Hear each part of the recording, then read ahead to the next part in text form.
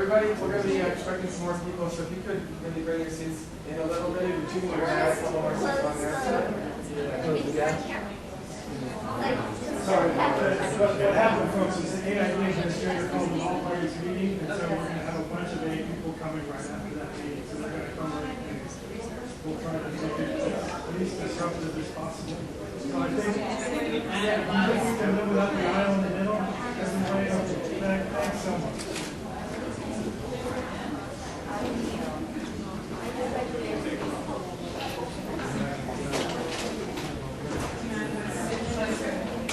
Thank you so much. Sorry. All right, let's go.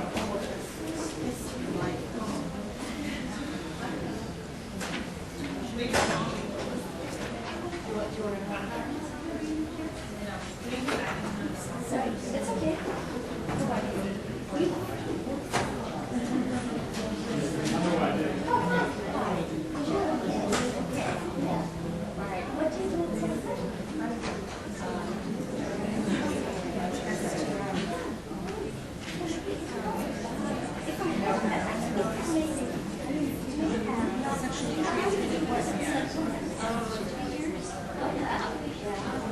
I was previously working on a fund. What is it? I'll try to what it is.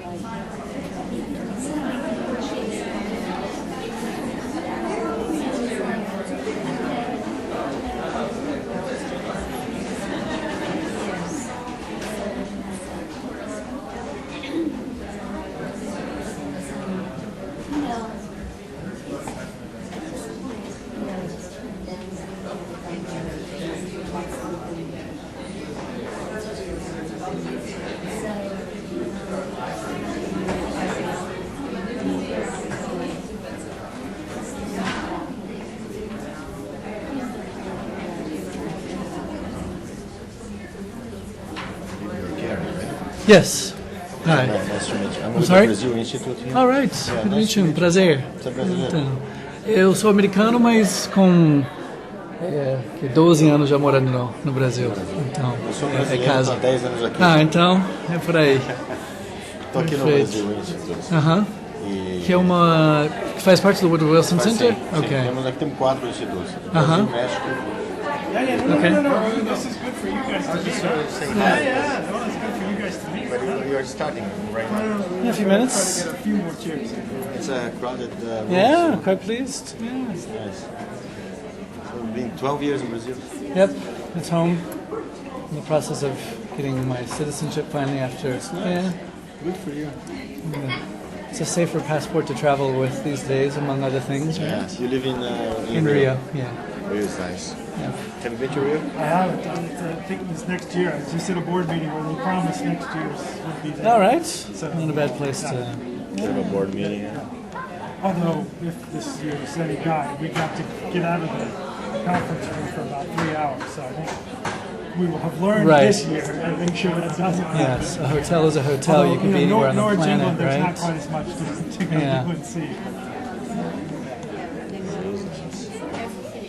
And always working with HIV or Children's rights is one of the areas we work in. A lot of work on gender and gender-based violence, engaging men and boys in questioning gender inequalities, and then one of the issues that flows out of that is our work around HIV/AIDS. I was actually a physician in Brazil. Okay. Yeah, I was a physician in São Paulo in the Brazilian army. All right. Did a lot of work with HIV, but Okay. not necessarily only, but Yeah. saw a lot of HIV patients and everything. Yep.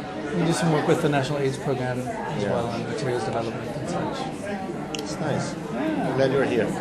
Isso é interessante. Glad you're here. Yeah, it's cool. Okay. Sure. Sure. We can fit in here.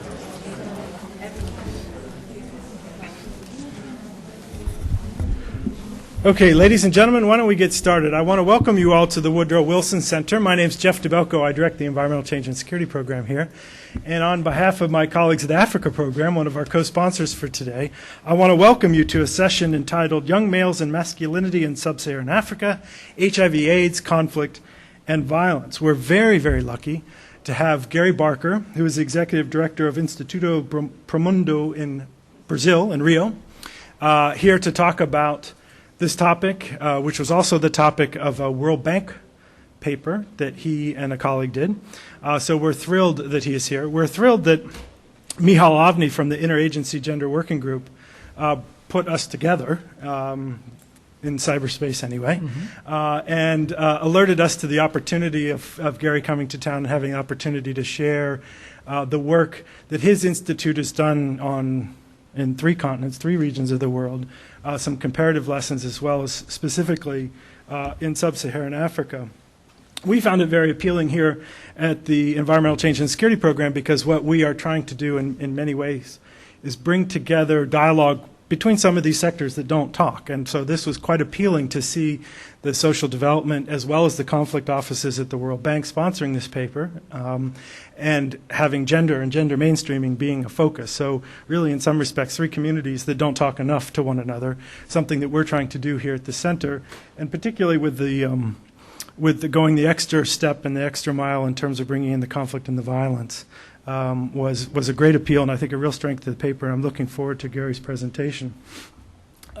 In that respect, we are, as usual, very appreciative for the support and the funding that we get from USAID's Office of Population and Reproductive Health that is interested in trying to understand these issues together and also make the links to questions of conflict and stability and security issues, which is kind of notable that the agency now has this fragile state strategy and finding ways to connect with that, I think, is a challenge that we all have, given that I think it's 9 of the 10 initial countries identified as fragile states are in Sub-Saharan Africa. So we're focusing on the right region today. Let me just say a word about Gary, and then we'll turn the floor over to him. He is, as I said, Executive Director of Instituto Pro Mundo in Brazil, based in Rio. The NGO works on nationally and internationally to promote child and youth development, to reduce violence, and to achieve gender equity. Coordinates this International Alliance of NGOs and UN organizations, Program H Alliance, which I guess has a well, slightly different, certainly pronunciation in Portuguese, but that works in Latin America, Asia, and Africa to engage young men in health promotion, violence prevention, and gender equality. You were able to pick up some more bio information about Gary outside, but I'll mention his most recent publication, Dying to Be Men, Youth, Masculinity, and Social Exclusion, is a 2005 title.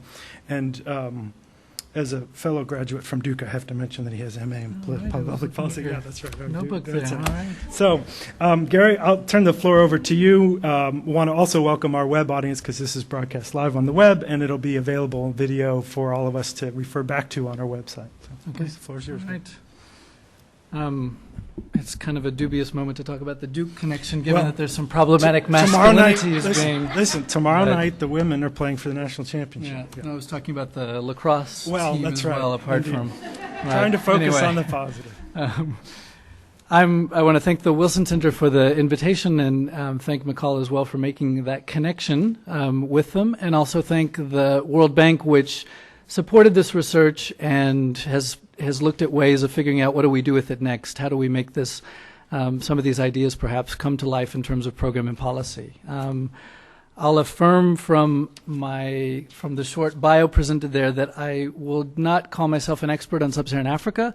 I think it is important to affirm that the research lens and the look at this issue that I've brought comes out of about 12 years of experience, mostly working in Brazil and elsewhere in Latin America, of thinking about and examining the socialization of boys and young men, and particularly understanding the multiple pathways by which men buy into or question certain sets of norms that are presented to them in a myriad of ways. And that's the kind of lens that we've taken to looking at young men in the context of Sub-Saharan Africa. And I think it's important to affirm that I'm not an expert at it just as in terms of Sub-Saharan Africa, as it is also important to say there is no single Sub-Saharan African young man. There is no single version of masculinity in the Sub-Saharan African setting. And I think as we reach towards some of those generalizations, I think we have to take precaution with that. And I'll constantly try to bring in the voices of individual young men and adult men in different given settings in the region. But I do think we have to be careful as we try to make some of those bigger generalizations from those voices.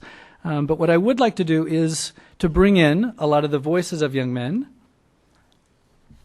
I will start a bit with what is the conceptual framework that we've applied to this work. I want to spend a little bit of time sort of questioning what several of us have perceived as a fairly pessimistic discourse about either the youth bulge or different languages about young men and sometimes about adult men in the context of Sub-Saharan Africa as being predatory or other adjectives that are often used, and I'll talk a little bit about that and hope move toward deconstructing that somewhat. Then I'll delve a little bit into what do we know about the construction of manhoods and masculinities in some parts of Africa anyway. What kinds of generalizations can we make throughout the region? What kinds of things can we see in specific countries? And tease out some implications from that in terms of conflict, violence, and HIV/AIDS. That's a lot to try to talk about in this short time. I'm just going to have to choose some pieces of that I'll bring out. And as I said before, I think it's also important to explore some of the voices of nonviolence and gender equality that are there, but that often get overlooked as we try to make some sweeping continental stereotypes and suggestions about how men are acting in the African context. And then move finally toward the so what. What can we do about this in terms of programmatically, in terms of policy? My research has very much emerged from working at an NGO that does work in this, that tries to design and evaluate interventions to figure out what can be done to question some of these rigid forms of masculinity that seem to be driving some of the behaviors that we're defining as problematic. So I'll start by saying this is to be complex. I think it's important before we drive toward trying to get a few bullet points at the end of a slide to say let's begin with the complexity of an issue, to say if we talk about young men in the African setting, at the least we've got to talk about age hierarchies that are quite prevalent in the region, and I'll talk about how those come into play in terms of young men looking for a space to define themselves as men. Certainly urban and rural hierarchies have to be talked about, and the pressures to migrate to urban areas and the tensions between urban and rural settings in the region. The issue that Jeff brought up in terms of the weakness and strength of the state and civil society organizations certainly has to play within that, and sort of the creation of different versions of manhood that may be available and seen as viable. Certainly ethnicity and ethnic tensions weave into that as well. Social exclusion, poverty, and demographic pressures, of course, we're quite aware of the numbers that Africa being the youngest continent on the planet, the number of young people in the 15 to 24 cohort, that it's the biggest youth cohort that probably ever will exist, and demographic patterns suggest it will begin to decline in the next few years, but nonetheless, at the moment, it's the biggest age cohort of youth that Africa will see. And certainly versions of manhood interacting with social norms regarding the roles and status of women. And then as we take those complex factors interacting to figure out what do we mean by different versions of manhood that are going on out there, and how do individual men within their setting, within the relationships that they experience, how do they experience socialization in terms of what it means to be a man. We have tried to do in the document, and I hope it comes through, of trying to look at gender as relational and really using a social relations framework for understanding gender and masculinities, as we too often in our document are trying to identify kind of who suffers more from a given mortality, morbidity, or social problem. And while that's useful at some point, it doesn't get us into looking at how gender plays out in the lives of men and women, young and old, and how there's vulnerability and power on multiple levels. So young men like this in a refugee camp in northern Uganda may have more power than his sister, who is perhaps carrying out transactional sex on weekends so that she's got some money to make ends meet and perhaps to care for a child that she may have.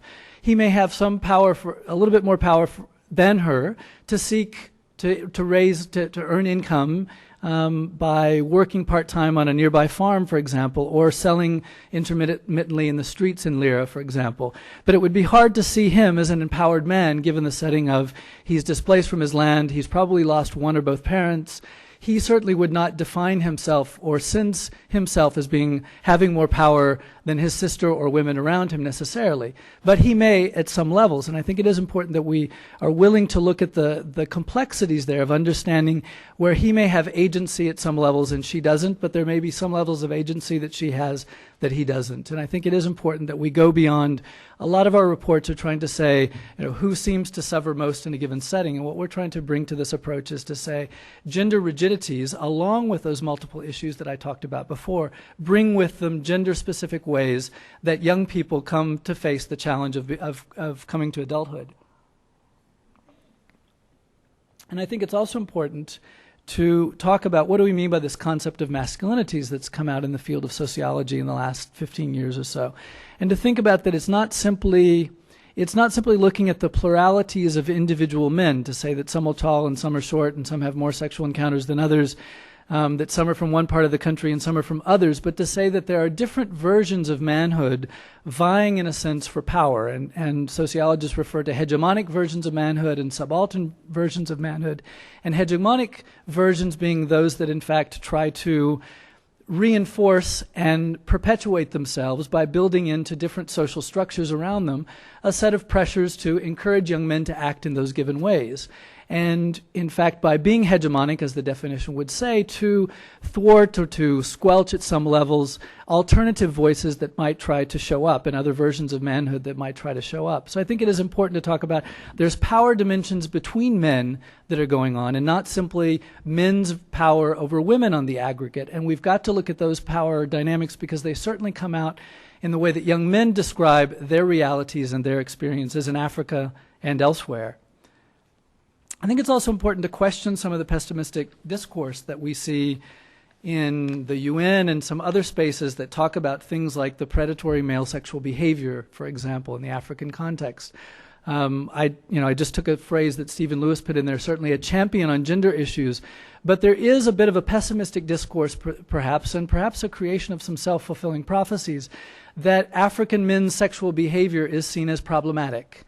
And if we look at data on aggregate, and we look at the rates of sexual violence, if we look at the lack of condom use, the lack of men's use of HIV treatment when that in the few countries in Sub-Saharan Africa that's beginning to be made available, there are lots of negatives that we can tell. the age differential on aggregate between men and women in terms of first sexual experiences. There's a lot of things that we can talk about there, but I think it is important that we unpack that and understand what exactly do we mean by predatory male sexual behavior. Which men are we talking about, and what about the men whose sexual behavior might not fit into that category? And ultimately, do we understand why men are acting that way, or are we simply giving it that label?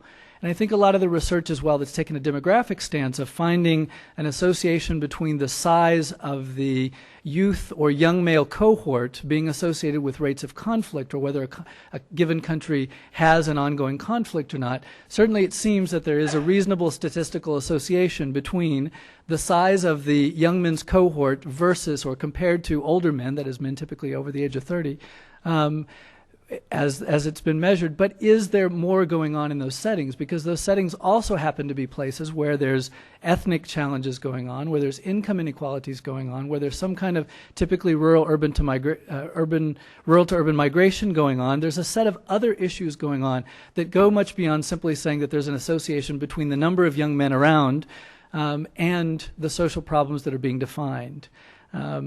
We look historically, this is not something just recently since AIDS has been a pandemic in the region, nor since we've been following in the last 10 years the 20-something plus countries in Sub-Saharan Africa that have either recently come out of a conflict situation or have an ongoing conflict situation, that young men have been problematized. If we look historically, there's language and words like Rare boys, Jaguda, which means crooks, area boys, Bayayus, which means rogues, or as one journalist said more recently, imagine a whole country acting like the Lord of Flies. While we might look at young men in a number of settings and recognize that we see behaviors that led people to use that language, it doesn't describe the whole experience of young men. And I think it is important to say which young men specifically are we talking about, and often who is doing the talking about them. Frequently in these discourses, we see others coming from outside the African context, and putting myself into that situation as well. And how are we mindful in terms of how cultural norms construct, script, lead to these behaviors, as opposed to immediately labeling them one way or another? And I'll just give an example from the setting where I work most directly in terms of low-income areas in Rio de Janeiro. While a long way from Africa, certainly some of my African Brazilian colleagues would sometimes refer to Brazil as the second largest African country.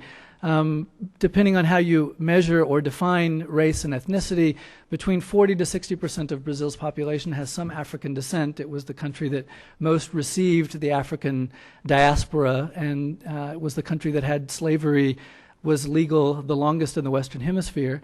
So certainly there is a piece of Africa transported to Brazil. Certainly it's a far different reality than most of Sub-Saharan Africa, but nonetheless, these kinds of pessimistic discourses and the labeling of young men as criminalistic, predatory, negative, loose ions, choose your adjectives, we also see frequently in the press. I would say that we could say that there might even be a national sport against bashing young men, particularly of African descent in Brazil. There might be countries, including the one that we're in at the moment, that has a bit of that as well in terms of the kinds of policies and language that is used around low-income young men, and particularly low-income young men of color.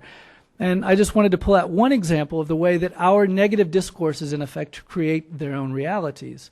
We know from research, for example, on delinquent behavior in the U.S. that one of the factors associated with delinquent behavior, associated nonetheless, even if it's not causal, is having been labeled as troublesome or a troublemaker when you were a younger child. There's been some longitudinal studies that boys who were labeled as troublemakers when they were younger are more likely several years later to have carried out delinquent acts, suggesting that one of the things that we do in labeling young men is excluding them from mainstream opportunities, from the kinds of social capital that we think leads to prosocial behavior. And it's quite clear to see how interactions with middle-class individuals who are stereotyping young men create the kinds of, shall we say, anger, and in some cases the word that the young men here used, and I'll just read this. This particular young man is João. This is not a picture of him. This is a picture of a young man who works with us at Promundo, who allowed me to use his picture, but just to give you a sense of what this young man, João, looks like. This woman accused me of cheating her just because I'm black and from a favela. There are times when it makes you want to hate, but I just let it go. Like sometimes when I'm walking along Lagoa, which is a middle-class neighborhood, some whites will walk around a different way to avoid me. They'll literally cross the street. And sometimes I'll say, don't worry, I'm not a thief. But they walk by looking at me all strange. Again, looking at the looks that come from middle-class individuals, the way that we describe low-income young men it's the language itself creates the kind of anger and pro-social or antisocial behavior that we're often trying to question. And I think these are the kinds of things that we also hear among young men in the case of Sub-Saharan Africa, quite aware that these words exist, quite aware of the stigma that is placed upon them. Some of the literature that's coming out around men in the African context is talking about, and we've seen this in other parts of the world as well, of talking about a crisis in African manhood. Is there a crisis somehow going on? Are men not able to find work and therefore not even being able to achieve the traditional role of being a provider in the African setting? Is that part of it?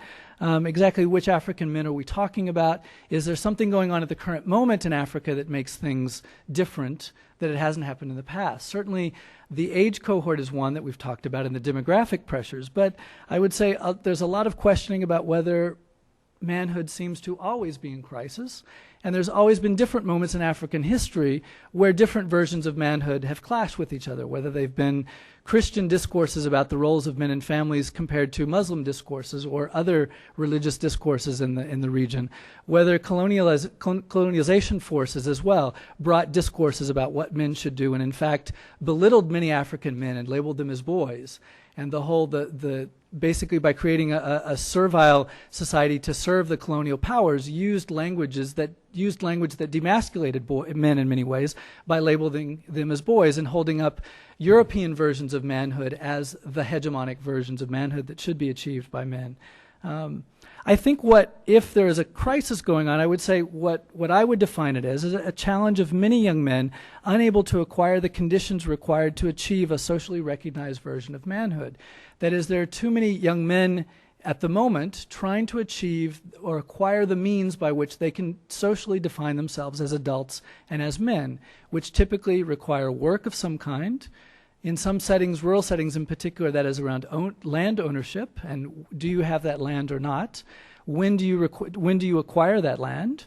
Particularly as land pressures increase, how much land is there to go around?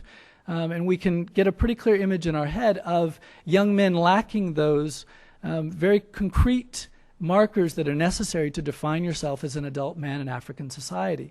So I would say if there's a crisis going on in parentheses or in quotation marks, it is around that particular issue. And we'll look at some voices about young men talking about this.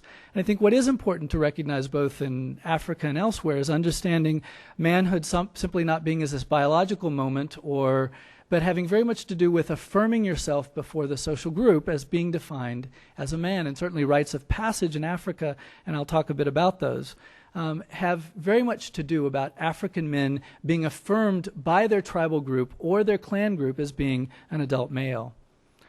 With that introduction, the questions that drove our study were really how did prevailing versions of manhood contribute to HIV/AIDS, conflict and violence, including gender-based violence in the region, and what are some of the implications of taking a gender perspective applied to young men? What kind of implications can we derive from that?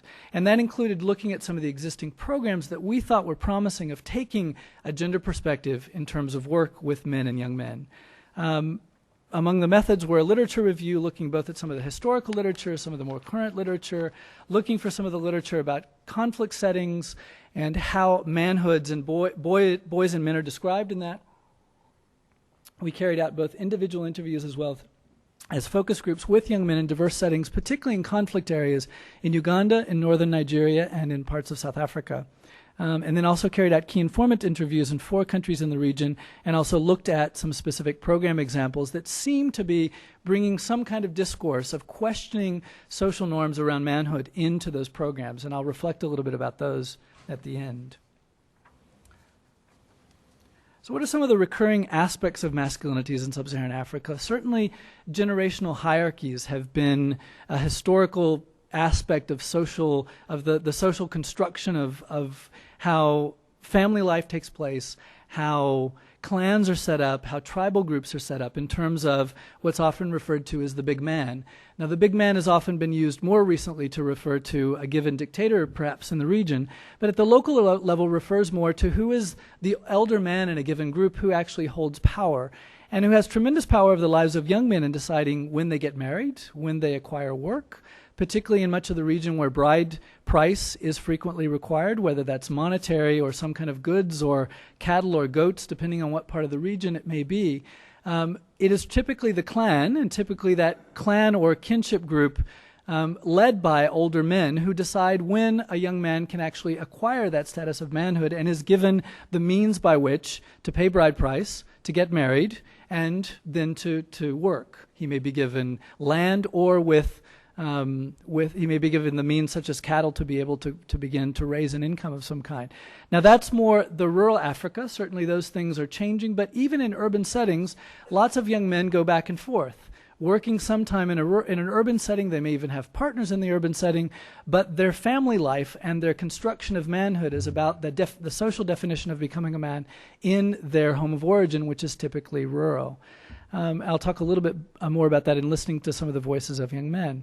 Certainly rites of passage have historically been present, and they're still around, in terms of creating very clear social structures that define what is required of a man to be defined by his social group as being a man. And I'll talk a little bit about how those play into things like HIV, into conflict settings.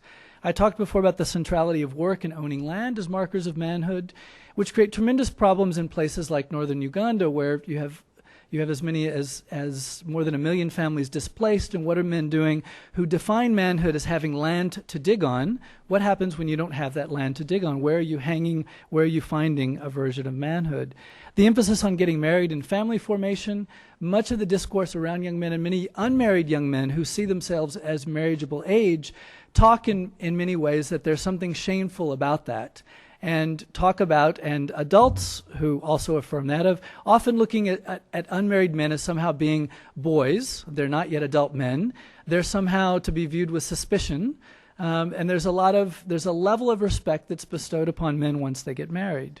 And certainly within this issue is the issue of domination over women and the sense of certainly the bride price structure, but we have to be careful of how we generalize about that, and changes in urban settings versus rural settings, but the sense that men have acquired somehow title to women, and how that plays into a variety of ways. But again, being careful of how much we overgeneralize that or not.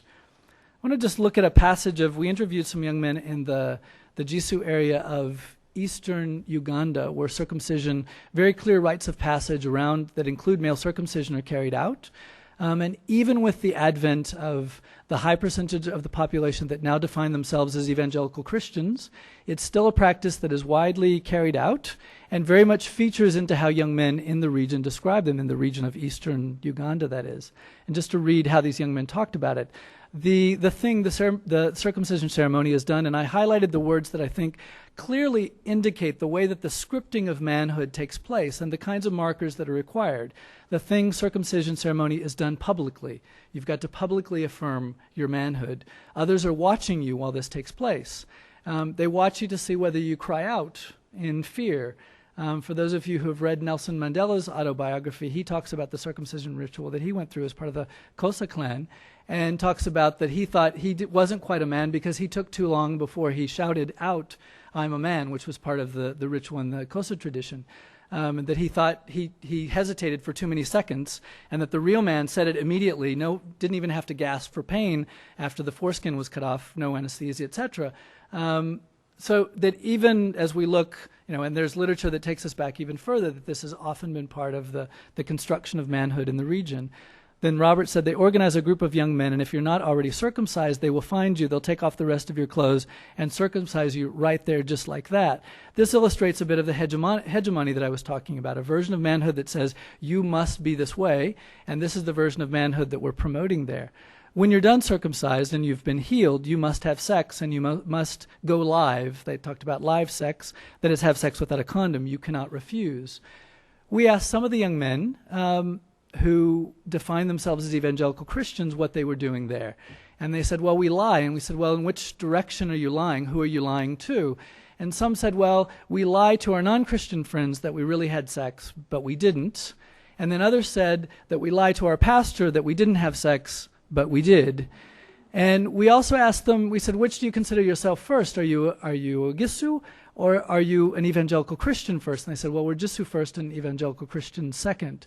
So even where we see now, again, I don't want to generalize from this to all of the region, but I think it does illustrate the way that different sets of values can coexist and in fact find ways to accommodate each other within the minds of the same individuals, and that we often see behavior changes. Well, perhaps this group of men will automatically change their behavior because they're part of this particular belief group, but in fact we see that a lot of these enduring structures continue to have influence over men's behavior, even if they wear the label of another group that they're now part of.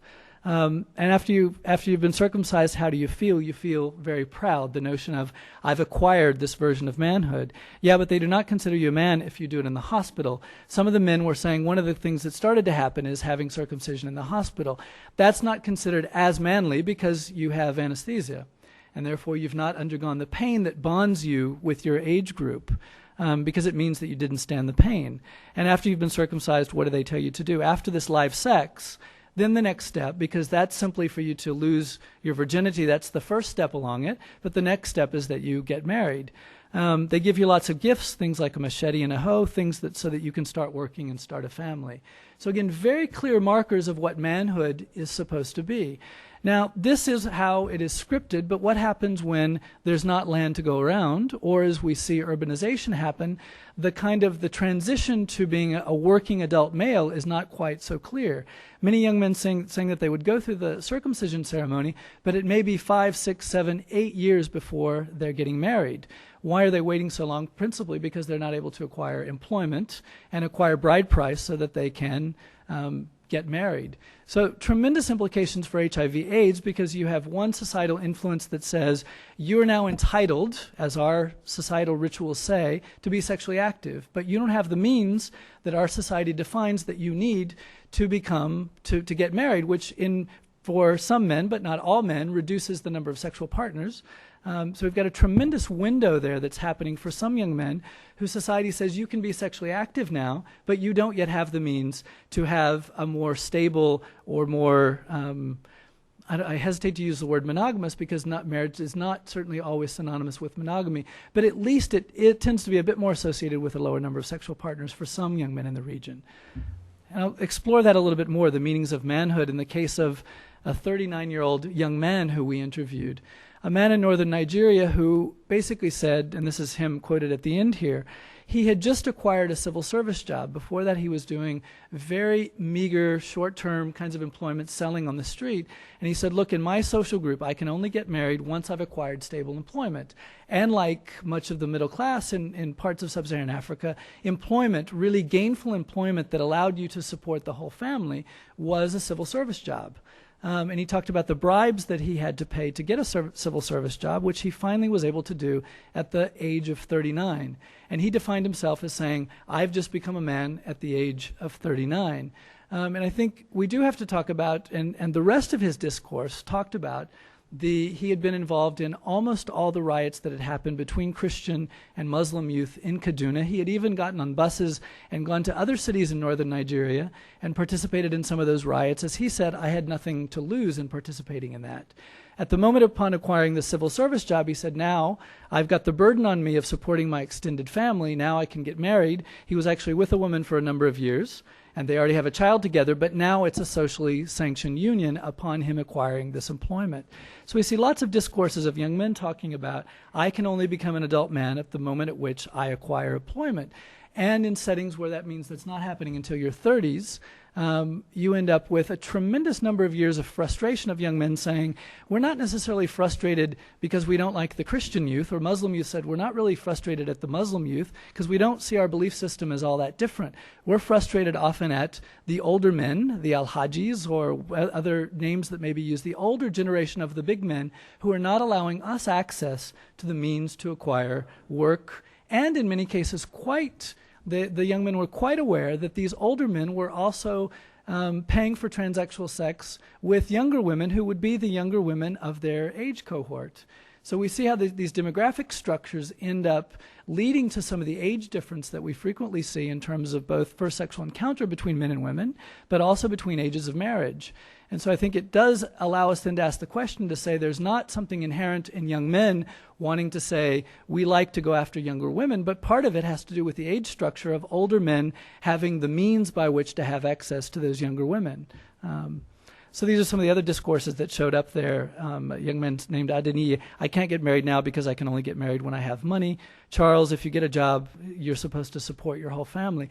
Again, talking about this pressure of it's not just any employment that we'll do in terms of acquiring manhood, that manhood is also about providing for the extended family. And part of this version of you becoming the next generation of the man in a household means this extended household.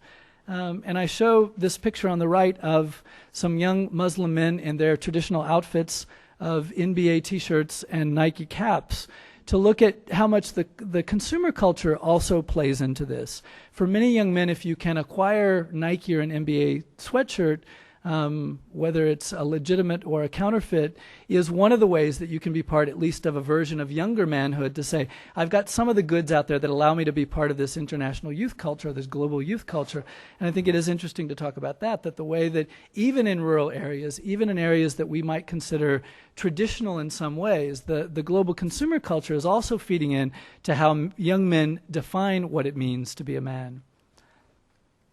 The issue of men's roles, other roles in the family, apart from provider, but in terms of caregiving, is not as present in the literature. Perhaps somewhat in the case of South Africa we see it being talked about, but there is some interesting literature talking about the concept. There's a new book called, the title of it is Baba, that comes out of South Africa, and the use of that word and delving into what fatherhood or what men's roles mean historically in some parts of Africa, and a concept of the elderly man also having a sense of reciprocity.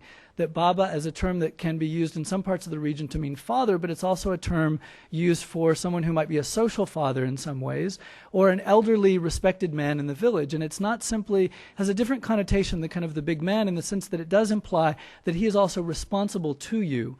There is some kind of caregiving and protection that is also implied in using that term. And there's limited research on it, but I think it is worth asking sort of men's roles, other roles in the family. We've got lots of research on HIV/AIDS. We've got lots of research on condom use, lots of research on gender-based violence, certainly not enough.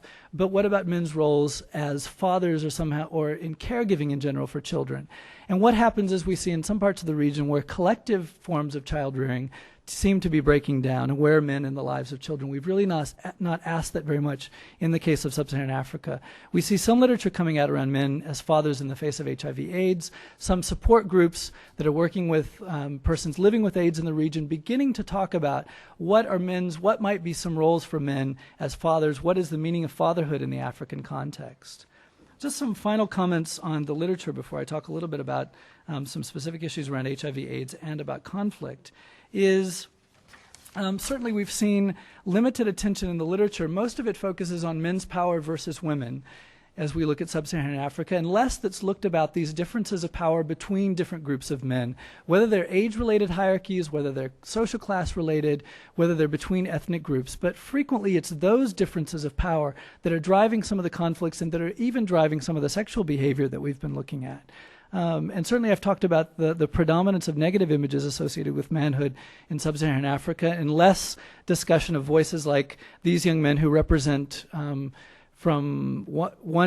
of them participated with ANC in some of the violence that went on right before democratic elections in '94, and the other young man on the right who came from the Inkatha Freedom Party, instigated by the apartheid regime to carry out conflict against the ANC in a neighborhood where some of the worst bloodshed went on during these years, who since the apartheid regime has fallen and since the post-apartheid regime is in power, are now working with other young men in the area, trying to look at alternative discourses that don't have to do with manhood as being associated with the use of violence. Those kinds of discourses we often leave out. Now, it's not just pointing out a few of those guys who are acting differently that we've resolved the problem in the region, of course, but it does suggest which stories we select to tell about young men in the region. I think we see that there's more discussion of public than private lives many times, of men's role in the workplace, men in conflict settings, and a little bit less about some of their private lives. And I think we have a tendency, as I talked about before, to stigmatize and blame urban-based young men rather than to understand these systems that are producing the social exclusion. What are some of the implications of this socialization for conflict in the region? First, I think it's important to talk about the tremendous differences of which conflicts in the region we're talking about, whether some of those in the western part of the region that have had really nothing to do with ideology and very much to do with the power around individual men, and those that have had more of an ideological base to them, certainly South Africa being the prominent one that comes to mind, but others as well, that have had more politically defined and ideologically defined goals. So I think it is important as we try to come up with any conclusions about that we keep in mind the very specific conditions of any conflict in the region. But a few common things that we see is that armed groups become surrogate families in many cases, and they become a place where men who might otherwise have, or boys who might otherwise have limited contact with fathers who may be away working, may have migrated for work, they find in sometimes these peer groups, these armed peer groups, they find a version of manhood, or they find an adult male that they may look up to as perhaps a surrogate or social father in some cases. We certainly know that by putting guns in their hand, that many of these movements, and I'll talk a little bit more about that, have built on the frustration that many young men feel in not being able to acquire this version of manhood. Certainly carrying an AK-47 is a tremendous way for a 12, 13, 14-year-old, and sometimes even younger, to immediately acquire a degree of power, even if that power is based in instilling fear and terror in someone at the other end of the gun. It is a tremendous way to jump from being a boy into being a man. I think that also has to be talked about. And some of the armed conflicts and the socializing of boys and men into them have built very much onto rites of passage and added twists, often in horrible ways, to those rites of passage, but building very much on some of those traditions that have already existed. And as I said before, the notion of violence and the use of violence against women, the payment for their involvement, and the often becomes women as sexual slaves or their sexual favors. And I think one of the challenges that's not been talked about too much in the DDR efforts is what to do about the challenge of returning to civilian life when these conflicts have ended. That is, how is it reverting to the status of being a boy after you've been symbolically a man by the power that you've wielded over others, by your access to income, and also by the being able to exert sexual agency over women and girls. And just to look, I think it is important to talk about that the ways that young men have been swept up into violence and conflicts in the region is very much about the production of violence. I think there's sometimes a tendency, and there is some literature that's tried to look at, well, what makes boys so violent? Is there a biological component to that? I think on the whole, the literature would suggest to us that if there may be some biological tendencies related to boys' temperament, to some kinds of aggressive behavior, certainly it is society and societal structures that produce in the kinds of violence and conflict that we're talking about. And if we look at the ways that boys and young men have been engaged in conflicts in the region, it is a very deliberate attempt to encourage and in some cases force and coerce boys and men to use the worst forms of violence. In the cases of Liberia and Sierra Leone, we saw deliberate manipulation of traditional rites of passage, use of all the different kinds of amulets that certainly Charles Taylor was good at using and incorporating different versions of whether you call it juju or black magic, and all kinds of magic powers associated with him that built on some of the local traditions, and certainly the use of drugs and other substances, and the very deliberate traumatization of boys and young boys, and a focus on the youngest boys who they found the most susceptible to this kinds of traumatization, and for whom it took less time to make them see that they had nothing else to lose. Uganda, with the Lord's Resistance Army, we see a very deliberate selection of that as well. The going into villages and often killing all of a family, or encouraging the youngest boy in a family to either kill one of his siblings or to kill one of his parents, and often killing the rest of the family. Again, a very deliberate targeting of the youngest boys, who they see as malleable for then carrying out, becoming susceptible to the kind of pressures that they're putting, and becoming much more obedient as well as more brutal soldiers in their efforts. Certainly Rwanda, we saw the use of a propaganda machine and the manipulation of ethnic tensions, but very much focused on out of work and often out of school young men. And when that wasn't enough to say that the other is your enemy, he's the one who's stealing the work from you, let's go out and take revenge on this, is also the use of threats to say, if you don't do this, we will do this to you. In northern Nigeria, we see the active recruitment of unemployed boys and young men, sometimes payment of them to go from one part of the country to another or from one village or another to participate in some of the riots.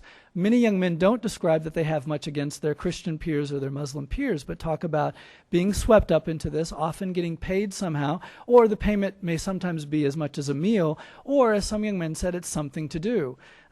Raising a knife in the air and yelling jihad is a sense of, I've acquired some kind of meaning, some identity that I can find, even if that identity, in fact, has all kinds of negative consequences. In South Africa, we had a far different setting, and I want to make sure that we're not comparing apples and oranges here, but certainly young men and young women, but more so young men, were part of ANC as well as the IFP.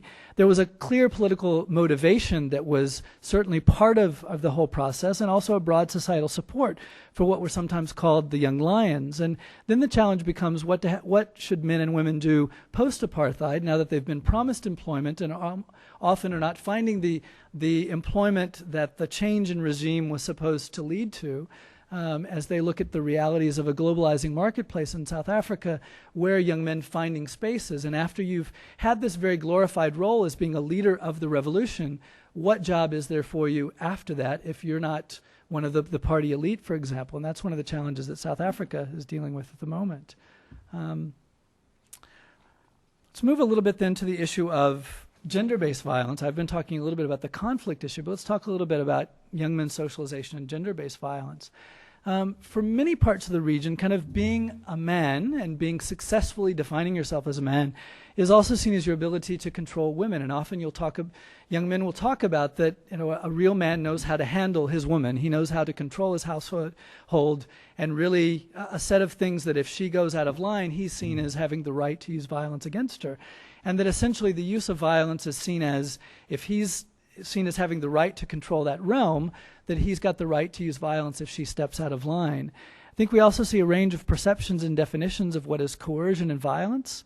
Certainly lots of settings that men will say, if she does this or that, I have the right to use violence against her. If she's not cleaning the house like she's supposed to, if she's not taking care of the children, if I see her interacting with another man, often seeing that he believes that he has the right to use certain forms of violence against her. And often seeing the discourses of young women as well, internalizing aspects of that belief, that one of the ways that he shows me that he loves me is by using violence. It's the way that he shows that he really cares and his degree of connection to me. And so we see men using that to say, well, she doesn't think that's bad. She also thinks that's part of the equation. And so we see kind of a loop going on between how men define it, how women define it, and how they end up reinforcing them. And I think it's also important to talk about, though, that there are men who question the use of that, and that even some of the traditional rites of passages and traditional kinship groups questioned or served as some kind of a damper against forms of violence against women. And some men are reporting that that's not around anymore. Some young men that we interviewed and some adult men that we interviewed in Uganda talking about the fact that traditionally if a man had used violence against his wife, someone in the extended family would take him before kind of the village council, and that this would be talked about, and there would be some attempt at arriving at a solution to prevent this from happening in the future. That is, it was seen as not necessarily always an abhorrent behavior, but nonetheless something that should be controlled, and that there was some degree of social control around. But what happens when there's migration and there's not the kind of access to the village council or those kinship groups that existed before? There's been sometimes a look at the rites of passage as negative or perpetrating or perpetuating traditional and rigid forms of gender, but there's also aspects of social control to them that can work in positive ways. And I think one of the challenges, and there's a few program examples that I will talk about, that have tried to say, how can we build on these positive, more gender equitable versions of culture that are out there that provided some degree of social control that in fact were positive. For many young men as well, the issue of sexual violence was seen as performed or carried out before peers. The notion that if in a given setting you hadn't yet had a sexual conquest, you had to have that sexual conquest at whatever cost. And if you had to tell your peers, or in some cases even carry that out in front of your peers, as we've seen cases in some of the school-based cases of gang rape in parts of Kenya, for example, has been about, in some ways, men performing their masculinity before other men. An allusion to what's just happened apparently on the Duke campus around the lacrosse team, that sort of thing, of the group of male peers perhaps reinforcing a certain version of manhood that individual men might otherwise not do, but around their peer group feeling that they've got to perform, they may end up acting that way. I think we could spend a very long time. I want to look how we're doing for time. I want to end in about 15 minutes so we can have lots of time for discussion. I'll just throw out a few questions in terms of implications for HIV/AIDS. I've raised a few of those before, but just to bring out a few questions. One is, a lot of discussion and conversation is going on around the age difference and the fact that on average African men are, depending on which country we look at, the age ranges can sometimes go from 4 to 10 years older on average than their female partners at the age of cohabitation or marriage. And that sexual debut is typically younger women with male partners who are 2, 3, 4 years older than they are. And I think I've talked a little bit about where certainly there are societal traditions in parts of Africa that support that, but we also see in this equation that to be able to have the possibility to get married and to have access to women as sexual partners or as life partners in other ways often requires this equation of acquiring employment. When you have more men looking for jobs and not enough jobs to go around, we see this kind of inflation going on, that it's a smaller number of older men who have access to income both for transactional sex but also access to women. And I think that's something that we've not talked about as we talk about raising the age of marriage, for example, or looking at ways that we want to question certain forms of transactional sex, or questioning that age differential. I think we've also got to look at the other side of it and understand what's going on with the young men in this setting. We see things that come out in some of the qualitative research that suggest that the same young woman in question may have transactional sex with a sugar daddy, and then she may have a boyfriend relation with a guy who's the same age as her. She is both at higher HIV risk because of her sexual activity with an older male, but she's potentially also creating a vulnerability for her own partner who may be the same age as she is, and how those things interact, and they go beyond our sometimes simplistic questions that young women are always disempowered and young men are always empowered. I think those are examples that are important to bring up. I think as we listen to the voices of young men, the challenge of the dual messages related to condoms that are going on in the region. Many of our HIV/AIDS efforts, of course, are focusing these days more on the A and B. And yet at the same time, we have clear social messages that young men are perceiving, even with the layer of religion, even in areas that call themselves quite traditional in terms of religion, the pressure on young men to have sexual activity to define their manhood. And what we end up with is lots of young men telling us certain things and acting in other ways, and creating this serious disjoint between being told they shouldn't have sex by one segment of the population and being told by another segment of the population to be defined socially as a man, you must have sex. And I think as we look at BCC campaigns, as we look at what ABC means in different contexts, we've got to think about that sexual activity for young men in the African context and elsewhere is also at least partly about, while it's about pleasure, while it's about other things as well, it's sometimes about wanting to prove fertility, it's also about defining yourself socially as a man. And how do our BCC messages and some of our campaigns around either condom use or about partner reduction take that into account? We often treat some of the messages as if simply encouraging a man to change how he defines what it means to be a man is as easy as perhaps wearing a seatbelt, for example. And I think those are some things that we need to talk about. There's some emerging research, of course, around as ARVs are available in places like South Africa, limited extent in Uganda and some other countries in the region, of who's going for treatment and who's going for testing, that we're seeing women in some cases going more for treatment and testing, feeling like they can publicly disclose their HIV status. In other regions, we see the opposite, that men are able to access, and while perhaps not publicly disclose, that they sometimes feel that it's less a stigma for them, or that they somehow feel safer to get treatment and otherwise. And I think there's a lot of discussion there of thinking about the gender dimensions of treatment in the region that we're just now beginning to tease out. I want to move now a little bit to one of the aspects of the study, which was to try to understand some of what we were calling voices of resistance. How do we understand that there are multiple discourses going on out there, and even some young men and adult men who publicly or sometimes only privately are questioning the hegemonic discourses about masculinity out there? What seems to make it possible? And in settings where there seem to be very rigid views about what it means to be men and women, that nonetheless we do see men who are questioning some of these aspects.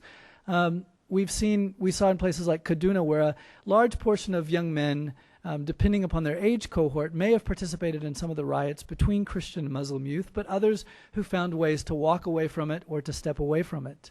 In the case of northern Nigeria as well, young men who stood up and said, wait a minute, I don't believe and I don't agree with the discourse that the rest of you are using, that women aren't equal to us.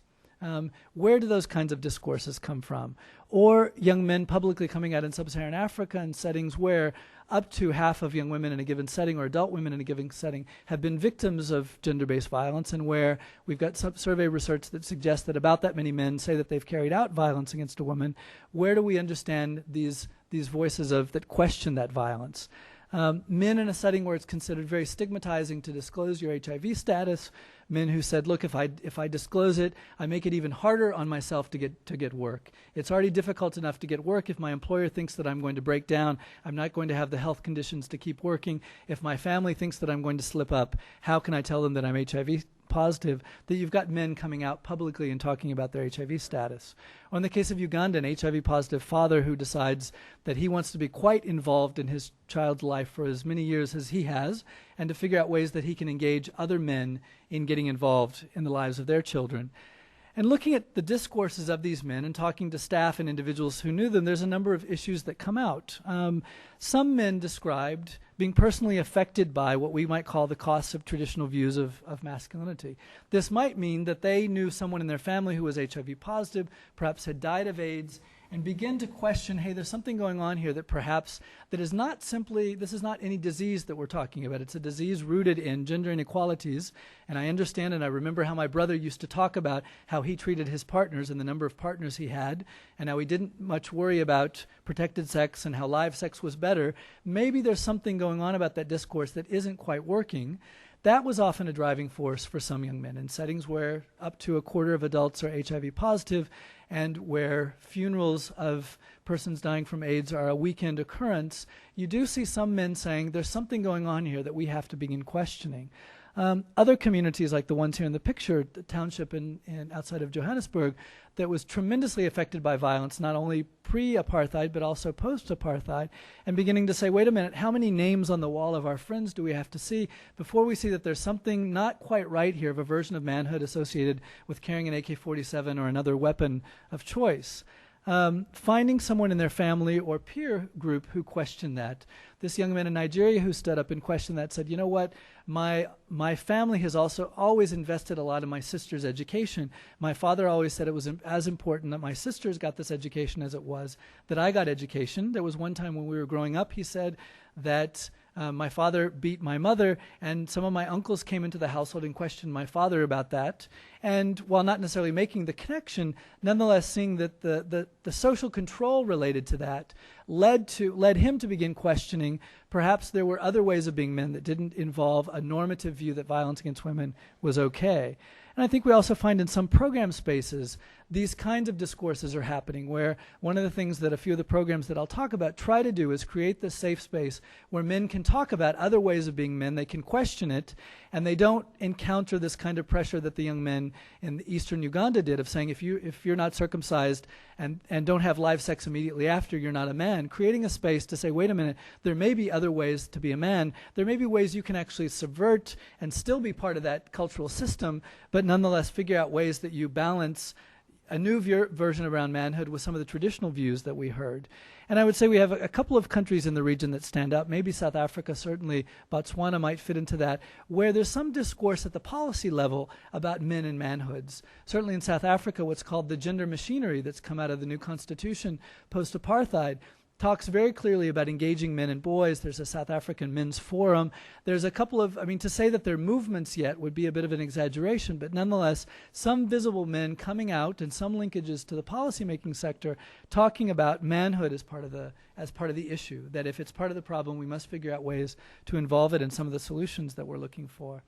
Just a few programs that are showing up. There are examples out there of programs saying we're going to include a critical reflection about manhood and about gender discourses with men, adult men and boys coming out. Some of you may have heard of the Conscientizing Male Adolescence program in eastern Nigeria. It's a group educational model that tries to create peer promoters, promote leadership, and essentially giving voice to dissenting views about manhood, making it safe that young men feel like they can criticize and reflect about these versions of manhood, and they become, in a sense, sort of a social control within their schools. They question other men when they use violence against women or when they use some kind of a slur against girls. These young men are beginning to question that. And they become sort of an alternative form of social control within their schools. There's no impact evaluation yet of this. It's still very much qualitative research, but suggesting that there's a high degree of self-reflection among the young men who end up participating, but still a very small-scale effort, but nonetheless suggests that there are ways that the young men involved in the program show this very civic-minded version of what a man should do, that a young man should contribute to society. He should very much be a role model in a society, building on some traditional views of manhood, but trying to use it in a positive way. Instead of saying, you're not a real man if you haven't had sex, to say, we see that we may have a leadership role and that men should play a leadership role, but that leadership role can be used in a positive sense to question some of these inequalities that are going on out there. Certainly the Men as Partners work that goes on in South Africa and other parts of the region that many of you know about is trying to find ways where groups of men hang out. Police, school, workplace, trade unions they've worked with, of figuring out ways to train promoters who can also do this kind of thing of promoting a critical discourse about manhood in those different settings, and then take that discourse out into those settings and implement it in some way in their, what they call their community action plans. Again, very reasonably small scale work, but nonetheless suggesting that there are ways that alternative discourses can be built in to those kinds of settings that, such as the reconstructed defense forces in South Africa, such as trade unions, that often reinforce a version that the only thing, that a real man has to be working and that's his main identity. But nonetheless, how in a setting like that are they bringing in discourses about perhaps creating some more free time so that men can also devote more hours to childcare, for example? Men as Partners is carrying out a quasi-experimental impact evaluation study at the moment in Soweto. Interfaith Mediation Center in Kaduna, not necessarily using the word men and masculinities, but nonetheless a visual Christian leader and a visual or a well-known Muslim leader as well, coming together and talking about how can we promote peace and reconciliation, and in a sense break down some of this myth that there is animosity between, or that the animosity has to continue to exist, and to look at that some of these animosities in fact are created for and manipulated for political reasons, sometimes for partisan and certainly for jockeying for who controls city governments and state governments in the region. And they're working a lot on income as one of the spaces, as well as how can they build on voices of peace that they see as kind of naturally occurring in the communities that they're working in. So what are some of the common elements of approaches out there? One is that they've figured out some way to build into their programming an explicit questioning about manhood, that it's not simply HIV/AIDS that we're talking about, but we're talking with men and boys about the way that socialization, that boys and men are typically socialized in the region, may be leading to some of the HIV/AIDS vulnerabilities that we're talking about. And they're somehow trying to create these enabling environments that I talked about, creating a safe space where men who don't think that all is right in the way that manhood is being constructed can question it without necessarily being considered traitors to their clan or to their group. A lot of this alliance building of figuring out who else can we build networks with to get these kinds of messages about out, and certainly the issue of some kind of vocational benefit, some kind of direct income generation or some kind of job skills training, since that is one of the issues that we keep coming back to. I won't say too much about it, but left out on the table is an impact evaluation study of a process that we've been carrying out in Brazil, the Program H initiative that Jeff mentioned, where we've been able to apply a norms-based approach, questioning those norms, and then figure out what in fact, at a reasonably sized scale, are we able to measure after we've carried out campaigns that try to question these norms, after we've carried out these kind of critical reflection groups, what is possible to measure? And I won't go into the results, but the study is available there for you to look at. But we have been able to affirm that it is possible to measure change, to measure how much young men and adult men question or buy into traditional versions about manhood, that it's possible to unravel that belief system, that it's possible to measure that a year later, and that it's also possible that behavior change flows from that, including higher condom use, including less self-reported use of violence against their partners. So some of this is reported here. We're also carrying out a similar impact evaluation study in the case of Mexico and also in the case of India. Again, very much mindful of the fact that most of these programs are very tiny scale. As some colleagues have rightfully called them, they're kind of boutique programs at the moment. If we want to have any tremendous impact at the level of men's behavior enough that we can measure it in our DHS surveys, et cetera, we've got to figure out ways that these kinds of interventions or some components of them get taken up in a much wider scale, whether that's through the public education system, whether that's through job training programs that exist in the region, National Youth Corps and the like. But nonetheless, that there are growing examples of different approaches, both these critical reflection spaces. We've been using kind of youth culture and even building up some mass marketing techniques that building on companies like Nike that have been quite good at convincing young people that they can't live if they don't wear Nikes. How can we build kind of a lifestyle brand that promotes some more gender equitable and non-violent versions of manhood? We've been doing this in Brazil and also offering some technical assistance in the case of Uganda, where the YOW campaign is taking on some of these ideas as well to create a lifestyle brand for young people. I would say the Love Life campaign in South Africa does a bit of that, perhaps not necessarily with gendered messages like this, but very much trying to figure out how can we tap into youth culture to, in a sense, create together with young men alternative versions of manhood that don't involve violence, that don't involve gender inequalities. What about policy implications? How do we take this beyond some interesting, compelling, but nonetheless very small-scale programming out there? One is to figure out how do we engage male policymakers in this? It is unfortunate that in many of the spaces where we end up having these discussions, there are very few African male policymakers present. And in some of our encounters with African male policymakers, there is often a defensive attitude. And rightly so, if you think about the language that I described earlier that often comes out about African men and their sexuality. Certainly, as we've seen what's happened in South Africa and the degree or the challenges that the government there has come to face the AIDS epidemic, certainly some of that has to do with questioning from the West of the sexual behavior of African men. And I think we do have to figure out how that we do that questioning, or how African men and women have to do that questioning, and meaningful ways that that questioning can take place that doesn't look like us from a Western setting criticizing a cultural set of beliefs happening in another part of the world. And I think that is a tremendous challenge. And one of the challenges of why perhaps we don't see as many African male policymakers talking about this issue as we'd like to. There may be a few campaigns out there that are trying to figure out and trying to build in messages there that question some of these traditional aspects of ways of being men, that without throwing out the whole belief system. That is, to identify some of those positive aspects, the notion of the Baba as a social father, and recognizing the reciprocity that's part of that. That's an interesting way to encourage men to be actively involved in caregiving for others around them and assuming some interesting degrees of responsibility. How can we re-emphasize those positive aspects while questioning some of the negative aspects? There's a few program examples, not yet built into policy, of course, that are trying to build, both in South Africa as well as parts of Eastern Africa, that are looking at how to build into circumcision rituals. Within the rites of passage programs, how can you build in some positive messages?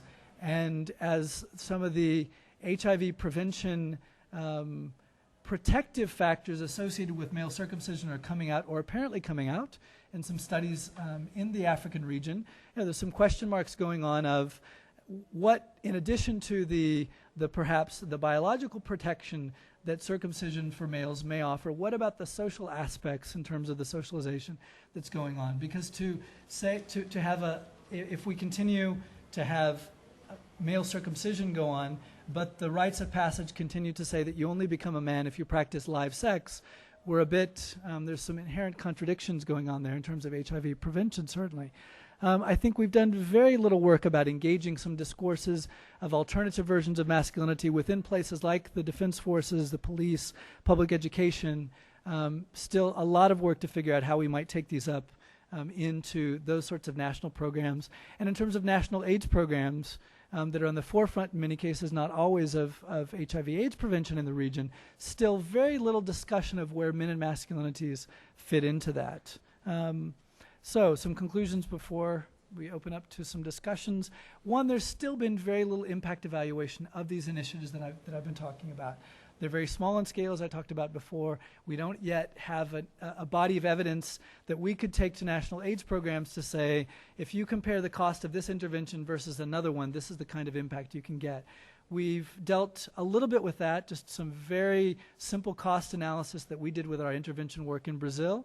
But I think that's an issue that we still have to grapple with. I think that we've got a long way to go as we talk about whether the South Africa refers to it as the gender machinery, whether we talk about gender mainstreaming or whatever the buzzword that we want to use at the moment. It's frequent that as we look at gender policy or gender policy statements, it's too often been that kind of a search and replace has gone on to take the word women and put the word gender in, as opposed to really understanding gender as relational. And I think making gender explicit for boys and girls is kind of a first step as we carry out formative research, as we do situation analysis, etc. Figuring out which programs are worth scaling up, if any of these are worth scaling up. I think getting information out about them is a basic step as well. There's been very little discussion, as I hinted at before, in post-conflict settings about definitions of manhood and the challenges of what to do with men who have wielded terror over others and defined a sense of manhood about that, to go from this sense of perceived power to going back to perhaps very little employment that may be available in their home settings. Many of the programs have been about handing a hoe or a bicycle or a motorcycle or some kind of credit to be made available to men or women coming out of a conflict setting, but very little discussion about what happens to individuals' identities coming out of those settings and what are the gendered aspects of those identities.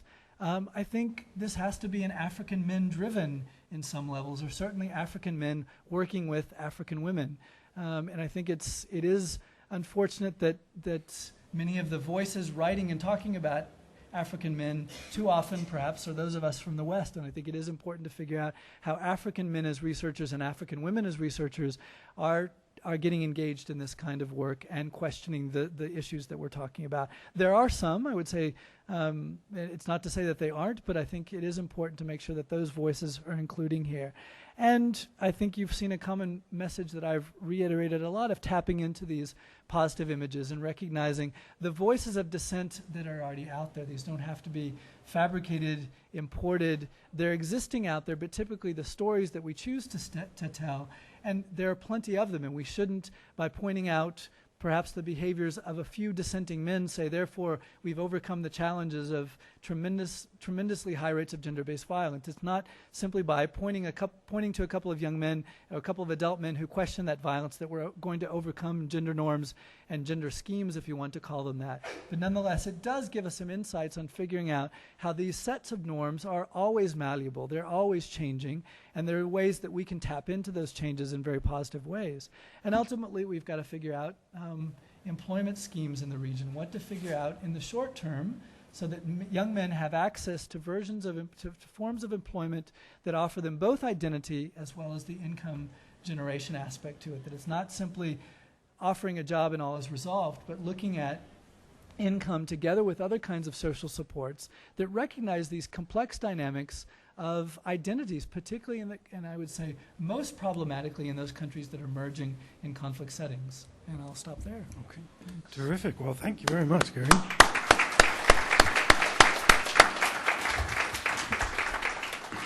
You certainly given us an awful lot to think about and talk about. Michal wasn't kidding when she said you were a good speaker, by the way. So I'm very pleased that you came and presented this provocative material. We want to take questions and comments from the audience. We ask that you do use the microphone so the folks on the web can hear your question as well. And so my colleague Gibb has that microphone. Who would like to kick us off as well, Charlotte? Okay. Perhaps down here in the front? Hello, Maggie Range. I just wondered if there are any lessons to be learned from the FGM programs that have developed alternative rites of passage for girls. Have people looked at developing alternatives for boys? Yeah. Okay. Why don't you go ahead and take that? Take one at a time, or take three, and then. Well, if we have a couple more, yeah, right there. Oh, right there on the other hand. Megan Donahue. I just wanted to know if there are any programs that you came across that perhaps promising where boys and girls are involved from the very beginning together in solving a problem. Thank you. Okay. Other ones want to jump in? Yep, right here. Mimi Hasuna. I have a question about the rites of circumcision. Is there a certain category of women with whom the boys are required to have live sex? Because that might be an area where some intervention could definitely be made. Okay. And another comment, it's been very interesting to me in my work in Botswana and Swaziland to see how supportive the San men are for girls' education, primary school girls' education. The question of, in the case of FGM, or some alternative rites of passage, there are a few examples. There's one in Kenya called Seize the Day that's tried to build into the circumcision ritual and the seclusion of, because it's very parallel to what women go through, girls go through, in terms of some seclusion away from the village, learning and receiving words of wisdom from older women or with boys from older men, that in a sense you're instructed in what it means to be a woman and what it means to be a man. And changing around, working with local leaders to change around what that instruction includes. Again, they've been very small scale, a little bit of evaluation in the case of the Seize the Day initiative. It's cited in the citation is in the World Bank publication that we worked on. PATH, I know, and perhaps there's someone else who can talk about, PATH has been working on something in the Transkei region of South Africa, where circumcision is largely hospital-based, and figuring out how to take advantage of the time when boys are in the healing, that is their healing after the circumcision takes place, that taking messages to them about gender equality, HIV, AIDS, thinking of alternative versions of manhood that may be discussed at moments like that. I don't know kind of where they are in terms of status of carrying out any impact evaluation, but there is some discussion of that. I mean, I think in some ways in our views of gender and looking at gender as equivalent to looking at women's and girls' vulnerabilities, we've not looked as much at male circumcision rituals, and I think it is important that we don't, to use Meg Green's language, create some false parallels there about the risk, but there are both health risks that are entailed of the cutting itself that are that have some similarities, but of course their own specificities in terms of FGM in the case of girls and women. But there's a number of fatalities every year in South Africa and in other parts of the region where it takes place that's not talked about too much. And it does seem that there's been a few attempts there, but I think still not nearly enough to talk about what are the positive aspects of this, the social control that's there, a clear sense of guidance of learning what it means to be a man, as opposed to just sort of tossed into a given setting and sort of fend for yourself. I mean, there are aspects of support that are worth talking about that could be built on, and I think there's not been, and again, who does that? If that becomes a group of Westerners looking from the outside in, the degree to which that's going to take place, or as I think we've seen with FGM, visible women leaders questioning it, taking it on, and finding ways perhaps not to throw out the whole system, but to throw out those things that in fact lead to negative outcomes. The question of have there been some models working with young men and young women together. In fact, the conscientizing male adolescents in Calabar in Nigeria was born out of an NGO called Girls Power that was working very much with young women to try to empower their female peers, and figuring out that they weren't going to get much further if they didn't figure out ways that young men and young women came together to question these issues.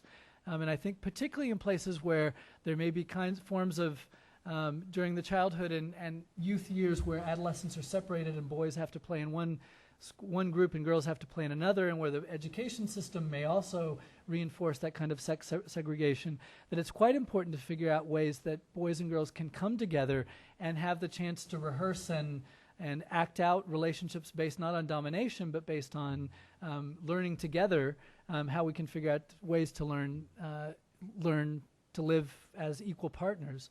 I think there's a lot of work to be done at the school system. The trend is certainly at the secondary level, but not in some countries more than others, moving toward mixed sex education.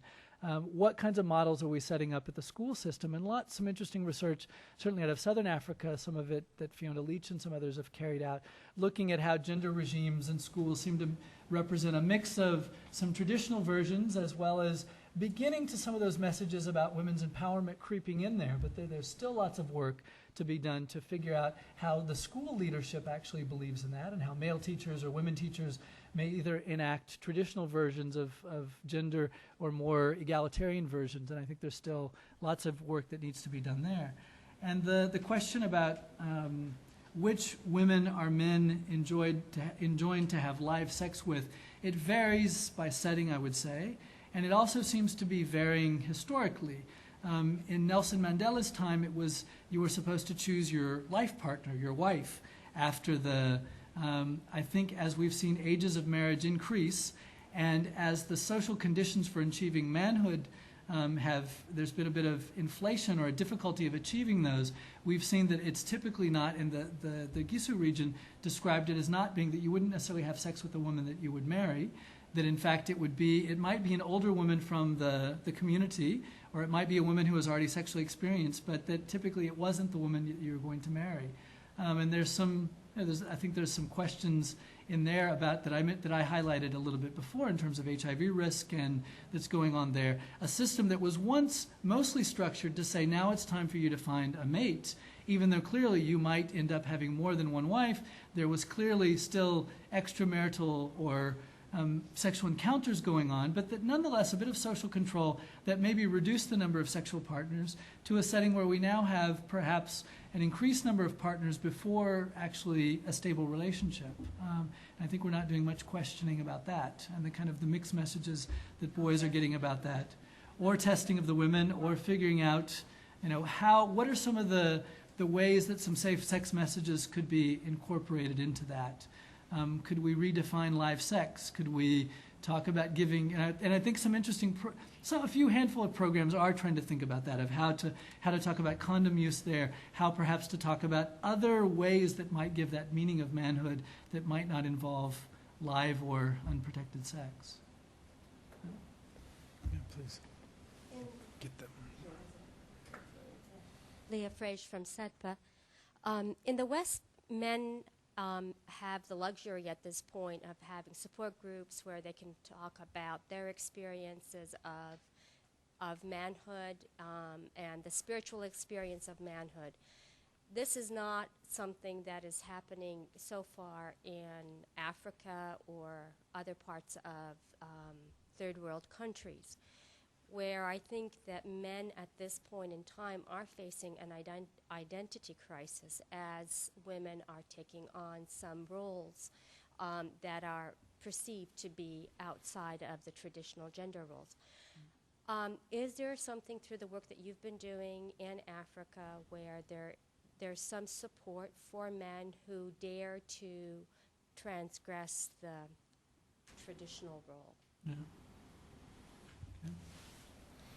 I wanted to ask just how this paper has been, and more broadly than the paper, but this topic and these kinds of approaches have been perceived by the banks and some of these actors who, by dint of their resources and impact, whether it's through resources or analysis or agenda setting, how much success are you finding in breaking into those some of those kind of key financial and leadership institutions internationally?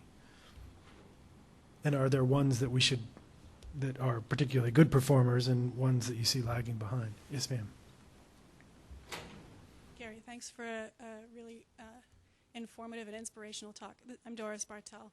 You mentioned a recommendation for more or better evaluation, impact evaluation studies, and I'm just curious to know what some other people have been using in terms of indicators for those evaluation studies, whether they involve any of the issues around what you had talked about in terms of identity or reputation of men and their masculinities. Thanks.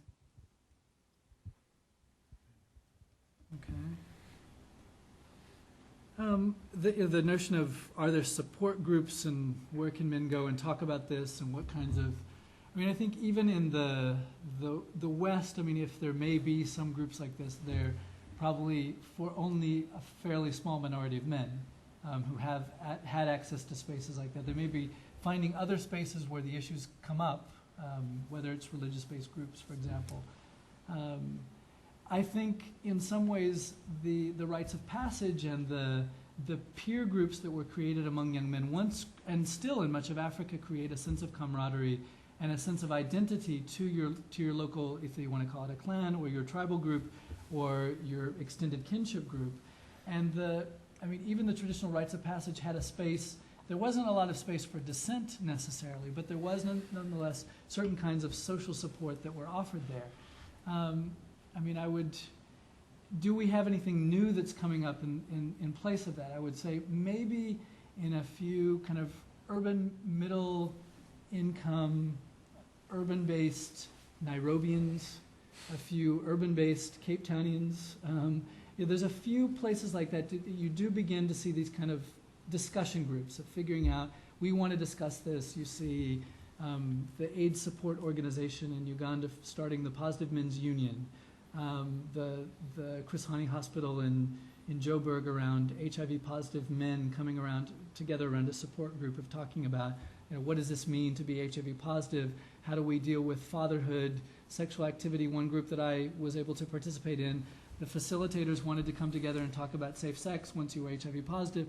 The men wanted to talk about sexual performance, and did women find that size mattered? That was the question that they wanted to talk about. They were very much concerned about how can we have active sex lives now that we're HIV positive.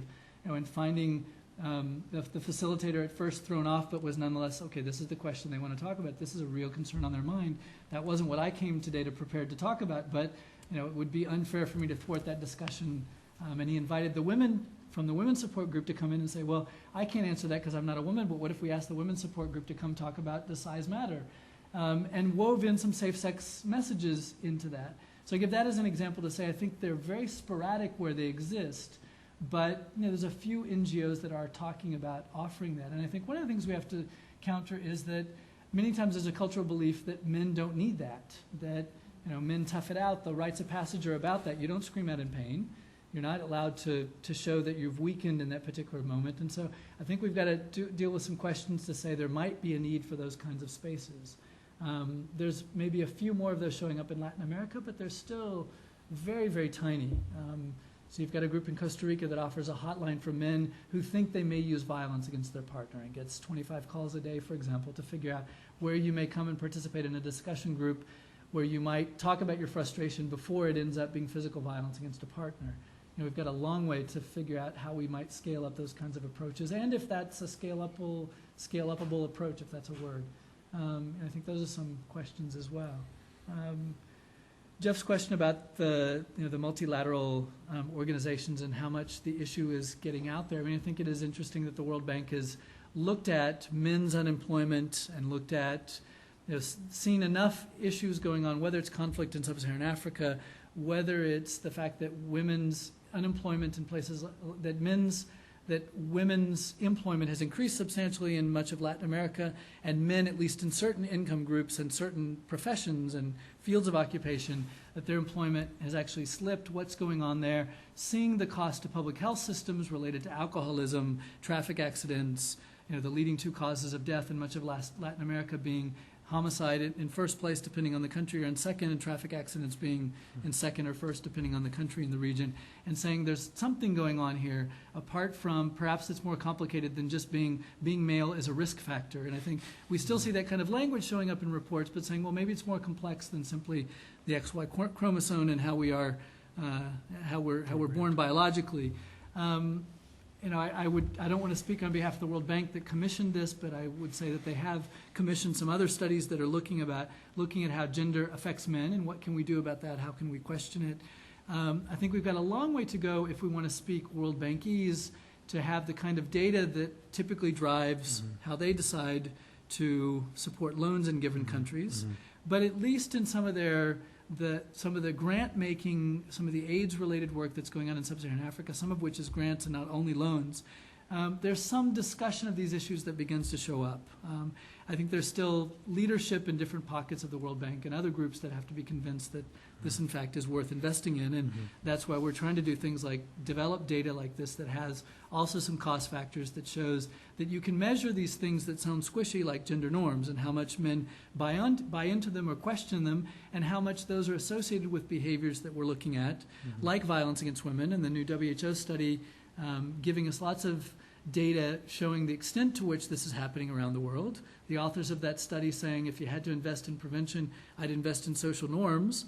What does that mean? And I think part of our challenge as programmers around this is showing program interventions that have the potential of scaling up, that have the potential of showing that they lead to a cost savings for public health sectors.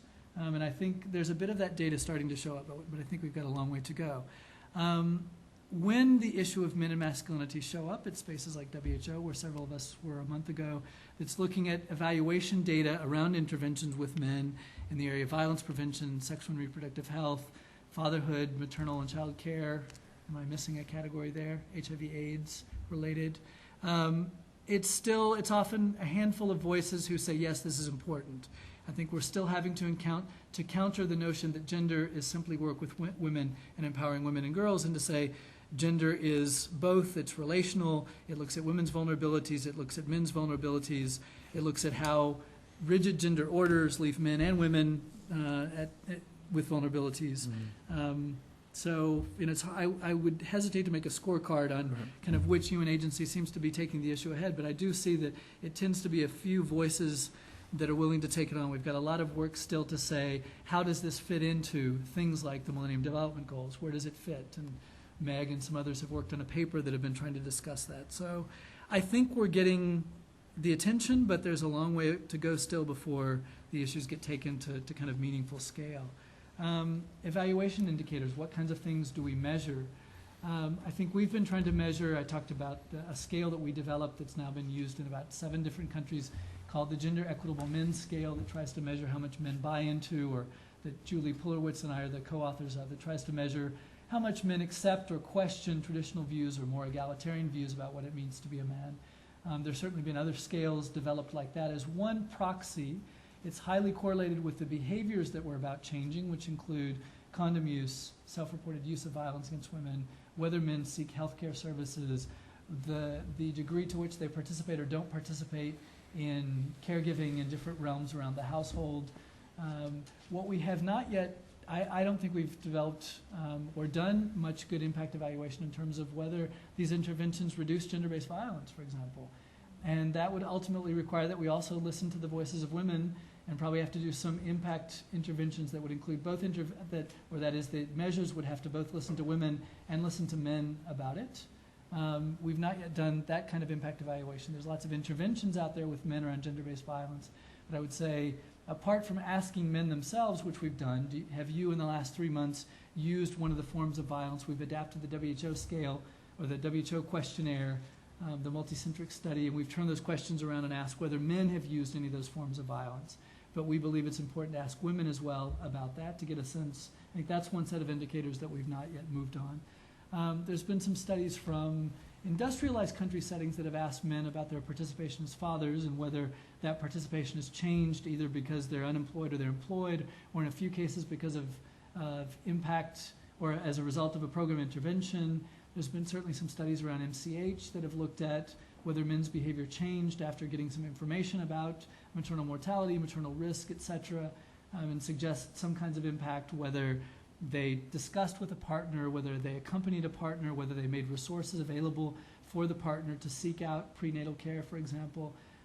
Part of what we're trying to do with this WHO literature review and a meeting that was just held in Geneva is taking stock of the kinds of indicators that have been used IGWG as well at AID has been looking at some of this as well. So at least we're not kind of reinventing things every time a new intervention pops up, but that we're trying to exchange among each other some of those kinds of indicators that have been used. So we've got more than we had 5 years ago, but that doesn't mean that we have a lot still. Okay. I'm going to come, well, pick that one up in the back, Meg, and then we'll come down to Meg in the back, in the front. Yep, go ahead. Great. Thank you. Bruce Greenberg, I was wondering, have you examined the topic of bisexuality or homosexuality and what role that may play in notions of masculinity among young African men? Yeah. Thank you. Okay, why don't you come down here in the front row, Meg? I'm Meg Green from George Washington University. I had a very closely related question, which was, I wondered if you could talk a little bit about homophobia as it relates to some of the things you've discussed, because I know that that's actually been an interesting measure that you've used in your research in Brazil, and I really know very little about it in Sub-Saharan Africa. Okay, yeah, if you can just pass it over. Karen Ringheim. The Global Health Council did a study in 3 African countries looking at the role of faith-based organizations in HIV prevention and care. And one of the things that several respondents said was that the church had a great potential to influence social norms, but in fact they were quite complicit in maintaining patriarchal structures, and that they encouraged the subordination and obedience of women. And so you did mention this one interfaith group, and I'm wondering, what do you think is the potential of the church to be more a contributor to gender equity? Yeah. Thanks. Okay. Was there another hand in the back? I would just want to, yeah, ma'am, please. And then two more. Why don't we capture these and then give you a final say, Gary? I'm Lara McGee. Thank you for that wonderful presentation that showed the complexity of the issues. I guess I just wanted to say that some of the resistance I find to integrating gender-based programs in HIV/AIDS doesn't come from people who are opposed to the idea with it. They agree with it, and they agree with many of the things that you say, that changing gender norms is often a slow process, that these issues are interrelated with a whole wide variety of social forces, and then they say, I've got a PMT-CT program, I've got to meet my targets, please give me something, kind of quick that I can do now. And sometimes it's hard to answer that question. Can you talk about that a little? Okay, and then I didn't see it, but is there one more all the way in the back? Okay, great. Could you use the microphone? I'm sorry. Is it? The question was asked. Okay, great. Okay. Somebody got it already. Go ahead. The dual questions about bisexuality and homosexuality in the African context, there's certainly much less research on that issue than there is, say, in Latin America, and in North America and Western Europe for that matter as well, and some parts of South Asia where for example, the Hijra phenomenon, et cetera, that's kind of built into local culture, and that there's been some research about it. A mixture of, and again, going back to that first caveat that I offered of the complexity of Africa, I want to be careful of, whether it's talked about in Nigeria, whether it's talked about in South Africa, where there's some gay support groups, for example, or countries where even the concept of a gay support group does not yet exist, where there is a degree of what some authors have even described, not necessarily as a homophobia as much as homo-ignorance, or a homo-denial, that in some groups of young men, as we'll discuss the issue, there's a question of kind of bewilderness of what's that behavior about, or often liking that that's a behavior that comes from the West, it's not a behavior that exists here. And we see in some cases, I think we've seen some examples in Botswana, for example, we've seen some examples in Kenya of some very active oppression toward men who have come out as visibly gay. In other places, we see more what does that have to do with us? It doesn't seem, and this may be a sweeping generalization that we can question, but it certainly, for most of the places where we talked with young men, it doesn't seem that defining myself as not gay was as much about defining heterosexual identity as it is in Latin America, let's say, as my point of reference. That it was more about defining yourself as not woman, not girl, and not boy, as opposed to saying, I also have to be not gay. So it's lingering there, but it didn't seem to be as major an issue. And lots of sometimes curiosity about it, because to say it's not something that we hear about or see as much in the media as you may see in other parts of the region. But certainly, and I think an area where there's not nearly as much research about. And as we don't have as much research about it, and as because it falls into this sort of realm of silence, it probably means that there's lots of behavior going on out there that we're not necessarily asking about, or because there's not a social space for it, that there's likely to be behavior going on that we're not asking about because a safe space hasn't been created even to ask about it. And a handful of countries in the region, South Africa certainly is maybe the forefront of that, where there's a few groups that are starting to talk more about this and making it part of research that's being carried out. There's even some support groups working on the issue, and that it's becoming part of the masculinities discussion. But I think it is still kind of a blind spot in the research. But from the young men that we talked to and from the literature that we looked at and programs that we talked to, it doesn't seem to be, there's less this homophobic discourse as there is kind of, it doesn't count as men's behavior. It doesn't happen. It's not something that happens here. Part of that certainly is denial. So it means that we've not really delved as much into it. So the question of faith-based organization and church groups, again, there's faith-based organizations and there's faith-based organizations. I mean, there's a tremendous diversity. Which ones are we talking about? Some that I would think are bringing a quite interesting voice to this and trying to figure out, looking at the devastation of families, let's say, in parts of Southern Africa or the Great Lakes region, where families have been devastated, communities have been devastated because of rates of HIV/AIDS, and certainly providing some kind of a positive voice. Whether they're always, and then which version? Is it the doctrine version, or is it the one that gets carried out at the local level? And we see those kinds of things happening as well. I think we do see, and if we look both at Christian-based groups and Muslim-based groups, the tendency is typically towards supporting a traditional version that, of what it means to be men and to be women. They may support responsible fatherhood, but they still have a notion that men should be heads of households and women should often be subservient to them. And I think those discourses, even when they may moderate that to be more modern or to appear more politically in tune with discourses about women's rights, those are still the messages that often come out at the community level. The question is, how can we question that social division of the household and the labor market and those fundamental gender inequalities, but recognize the positive things that faith-based groups may do, like support a notion of fatherhood that has responsibility-based, that's a good part of it, but that doesn't mean that you get to call all the shots. It doesn't mean that you're the boss, but to say that that there's some degree of reciprocity here, and that violence against your partner is not good, violence against children isn't good, and those are, we can find some scriptural-based notions to support that, although others can find scriptural-based notions to question that, and some can support it. So I think I would be hesitant to generalize, but I would say maybe on some of those issues that those who might come from a women's rights perspective or a gender equality perspective could find common ground on, like not using violence against women, like not using violence against children, like sexual violence.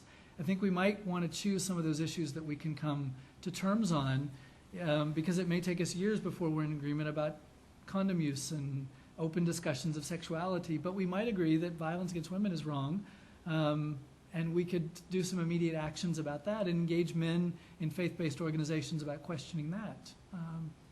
So that might be, try to think of some of those.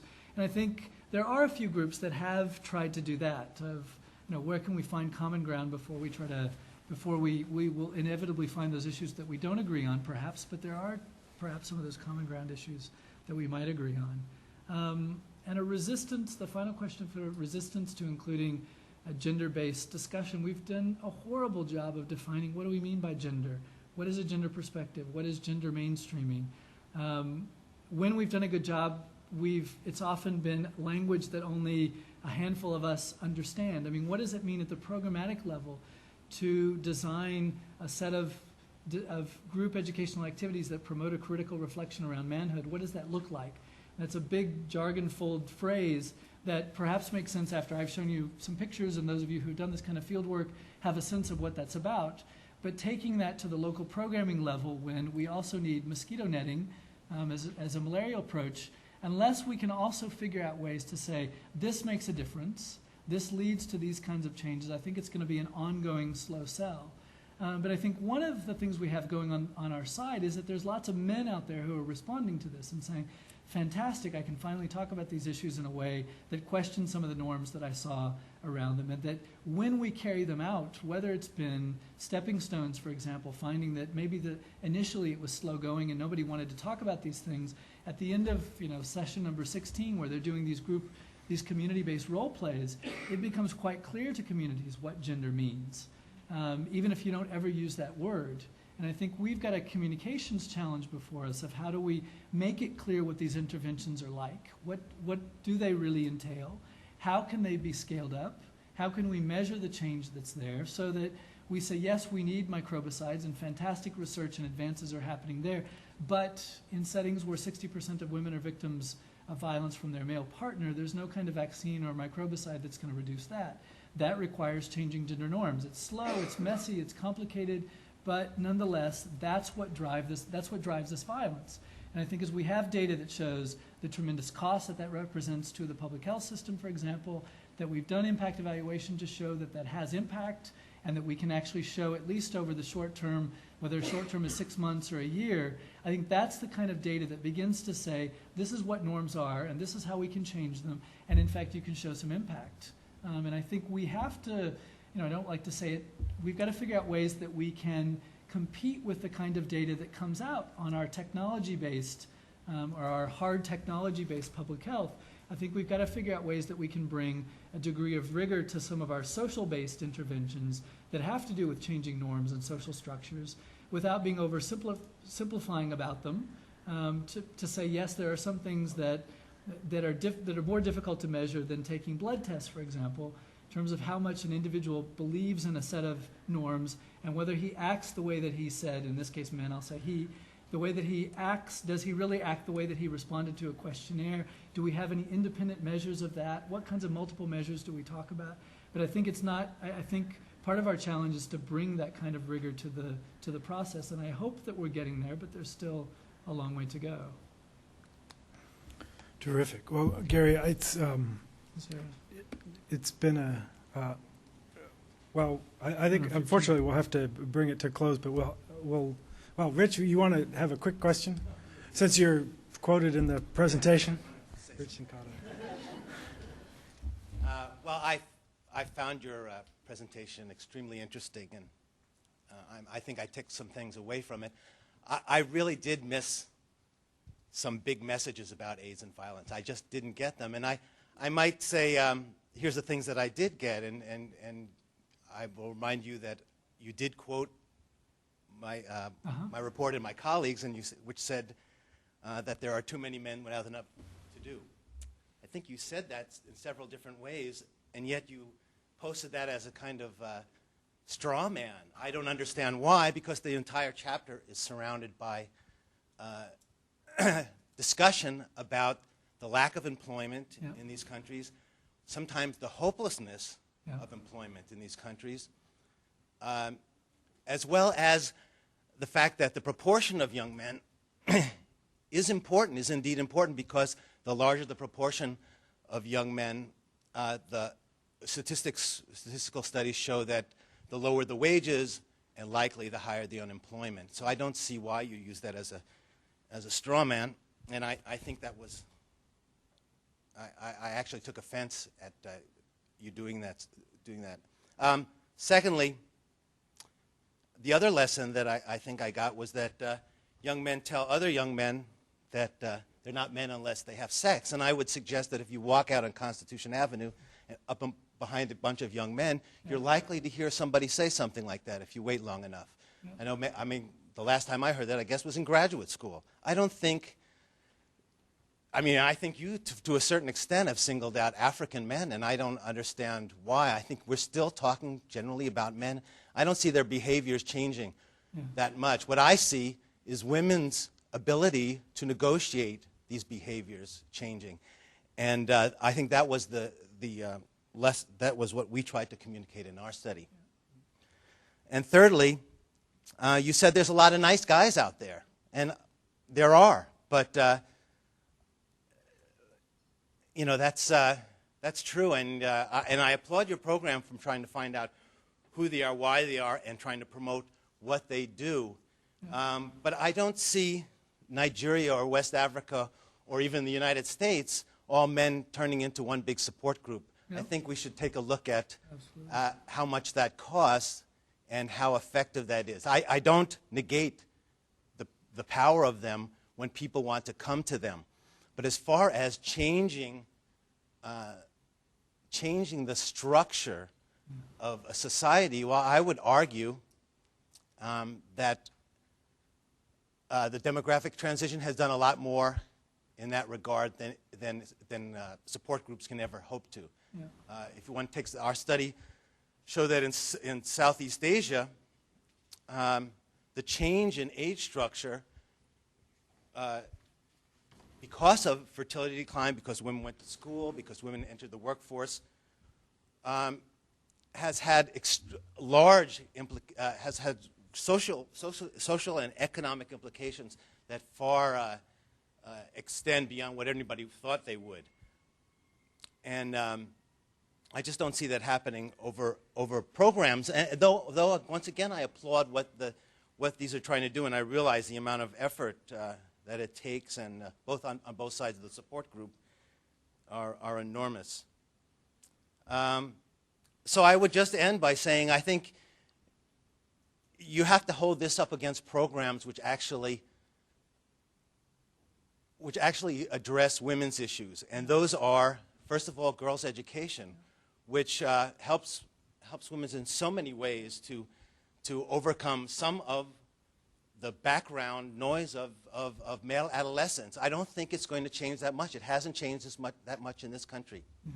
What may have changed is the size of the families and the parents' ability to intercede, the institutions and the amount of money that's thrown actually at institutions. I often use with the military this example. I mean, you take a family of 7 in the developing world, particularly in an urban area. So you go out on the street and you look, and anybody who's lived in the developing world would see just hordes of young people at different hours at night. Now, those young people really don't have much to do, indeed, and they don't have much hope, and they are organized, particularly the men are organized by other men, particularly those that do not get work.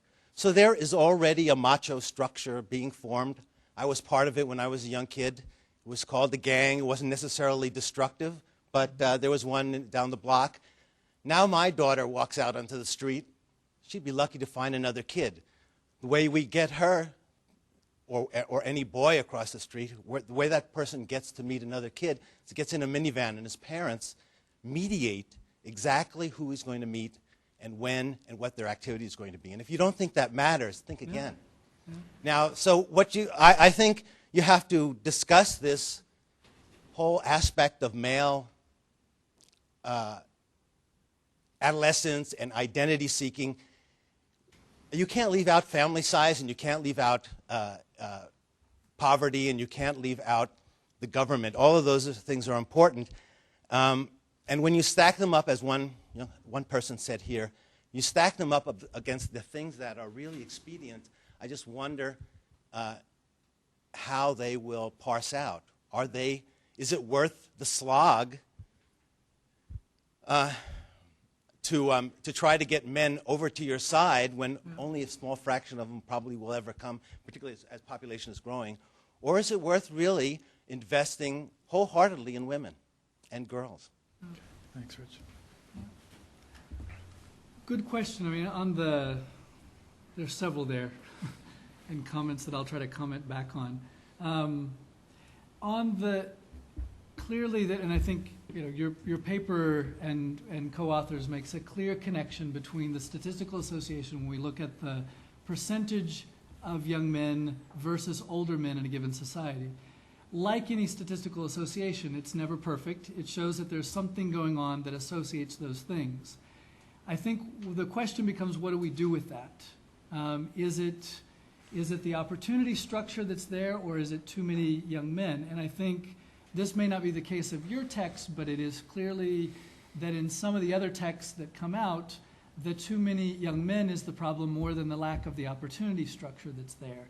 And it also takes away from some of our focus of understanding those places where there's lots of young men and there's not much conflict, or places where there's not necessarily a huge young men cohort, like Paris in the last, as an age structure, but there are kinds of social exclusion that come up and kinds of group formation and identity formation that come around a group of individuals, a specific cause that may be momentary, it may be long-term, etc., that we often lose that specificity.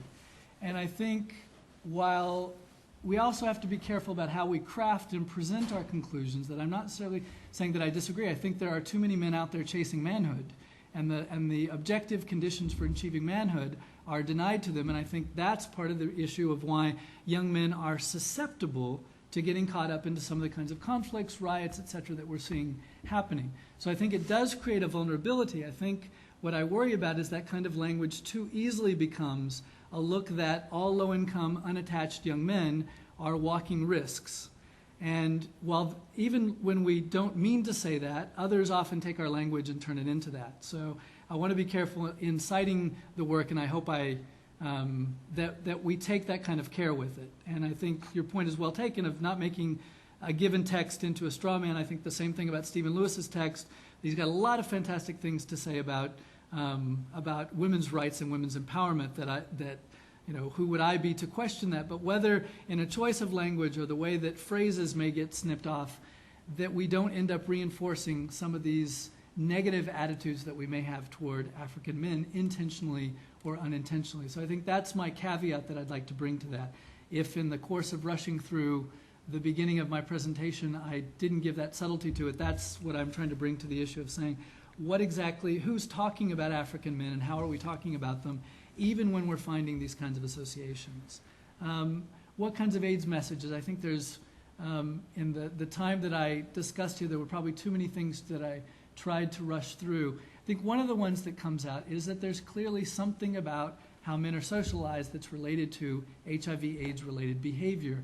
We want to talk about, and I think there'd be several presentations there to talk about new studies that are coming out on male circumcision and the potential protective factors there. What do we know about ABC strategies in some countries versus a handful of condom-based strategies in others, the issue of treatment. There's a whole range of issues. All of those would deserve their own presentation. What I hope that people would take is a question that part of this is driven by men's sense of entitlement over women's bodies. And there's several ways we can approach that. One is empowering women. One is getting men to question that sense of entitlement. We've got some evidence on the empowering women, not as much as I think we need. We've got a lot of prevention messages out there that don't talk much about gender. Some interesting things like Love Life. The majority of South African youth can mention Love Life, but it doesn't necessarily mean that we've led to behavior change as a result of it. It may have led to some discussing sex, but I'm not sure if young people didn't already discuss sex, as I think you were alluding to as well. I think we've got to talk about a degree of rigor. Otherwise, we are left with an argument that only empowering women is worth it. I think there are some, I would say, yes, that gets us part of the equation, and maybe that gets us 90% of it, maybe that gets us 80% of it. I'm not sure what that threshold is, but I think there's some lingering aspects that simply empowering women is not going to bring all the men along, perhaps at the speed that we would like to do. And I think that's one of the things that Stephen Lewis was talking about in the longer text where he talks about, do we have a generation to wait for men to change? I think that we don't, and I think particularly whether we look at violence against women and what the WHO study has just showed us of the extent of it, I think we've also got to challenge ourselves to say, what could we do with men and how do we show impact of it? That goes up against, is it as effective as girls' education? Or maybe with girls' education we also have to engage boys. Maybe we have to engage them at younger ages so that they support their sisters getting education as well. Their sisters are going to get education whether they like it or not, but I think if they become allies in it, there's a little research that suggests that might even make efforts with girls' education better. So I think that is a good point. I think we're still left with applying, as I look at the size of our interventions, reaching 750 young men, at least with direct group educational activities and workshops, 750 young men out of one neighborhood that has 150,000 population, 30% of that between the age of 10 and 24, so half boys, half girls. what does that get us to? 50,000, 25,000 young men, and we've reached 750. We're going to have to do a lot more to have any kind of structural impact than a lot of these very small-scale programs. What are structural changes in terms of gender? Girls' education is one. A legal structure that holds men accountable for the use of violence against women. But what do we do in a setting like India, where 60% of women in some settings say they've been victims of violence from men? Do we put 60% of men into the legal system? I mean, it's pretty obvious that that's an untenable solution, but what kinds of sanctions can be built in? What kinds of social control that perhaps doesn't take the generation that it may have taken, that we can come up with examples in the US, men present during childbirth, for example. 50 years ago, not very common. Now it's about 95% of fathers who are present at birth. What happened that led to those kinds of changes? Can we accelerate them? Some of the Swedish or Scandinavian family leave and paternity and maternity leave legislation suggests the possibility of changing behaviors of individuals at a pretty large scale. Do we have that kind of luxury in some other developing country settings? I mean, I think we've not challenged ourselves to think about what is structural change around gender in terms of men. The marketplace has certainly made some of those changes happen, but I think we on the side of trying to promote positive change, and I think it's a very good point of what is the scale that we're talking about. And finally, the question of, and I hoped I alluded to that a little bit at the beginning, I mean, there are some specific things about African men.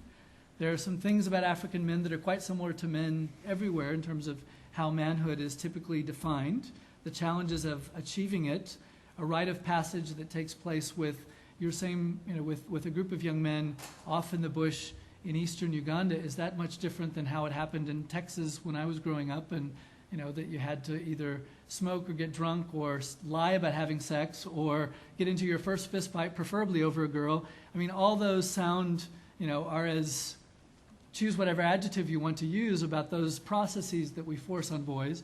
I agree that those happen in many different settings. There are some specificities about Africa that are worth thinking about, and I think there are degrees of social control around the clan or extended kinship setting that are worth thinking about how they may be a motor for some of this change, if that's possible. And I hope at most this document gets some discussion going.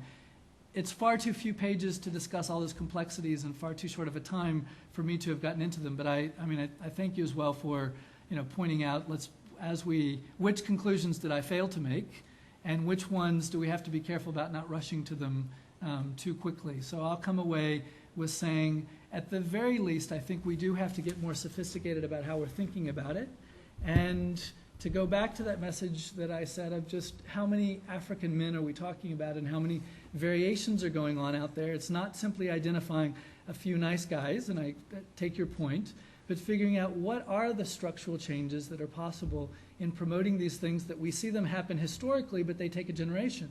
So to have 50% of the Swedish parliament to be made up of women took 50 years. Do we have 50 years to wait for some of those kind of structural changes to happen? How might we accelerate them? That's certainly a cause to build some more research around and to do some more evaluating of what we're trying to do. But I wholly agree that a handful of group activities with young men is not the kind of structural change that we're about. We've got to think about how to take these to a bigger scale. So, terrific. Well, no, thank you very much, Gary. I'm afraid we've run a bit over time. Hopefully our web audience was able to watch that last exchange as well. Sometimes we get cut off. But thank you very much for an extensive presentation. And these reports and various things that have been mentioned today will be available on the Wilson Center website. So I urge all of you to avail yourself of that as well as the video of the presentation. So please join me in thanking Gary for the presentation today.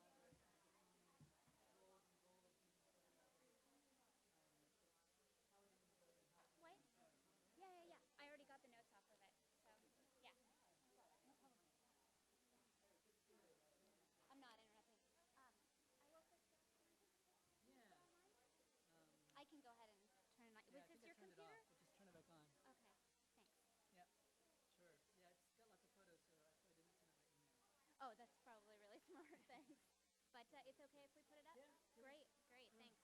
I don't know if I might make a couple of revisions to it, but Sure, if you want to go ahead and do that and let me know. why don't you go ahead and copy it, and I Okay. might just send you a few revisions so I don't have to worry about sending Sure, you all the sure. photos. I can give you my email after everyone has talked to It's you. a good point about using those quotes and last time. Yeah, it was. Yeah, it's maybe worth. Yeah, sure. I'll wait to somebody post just it. takes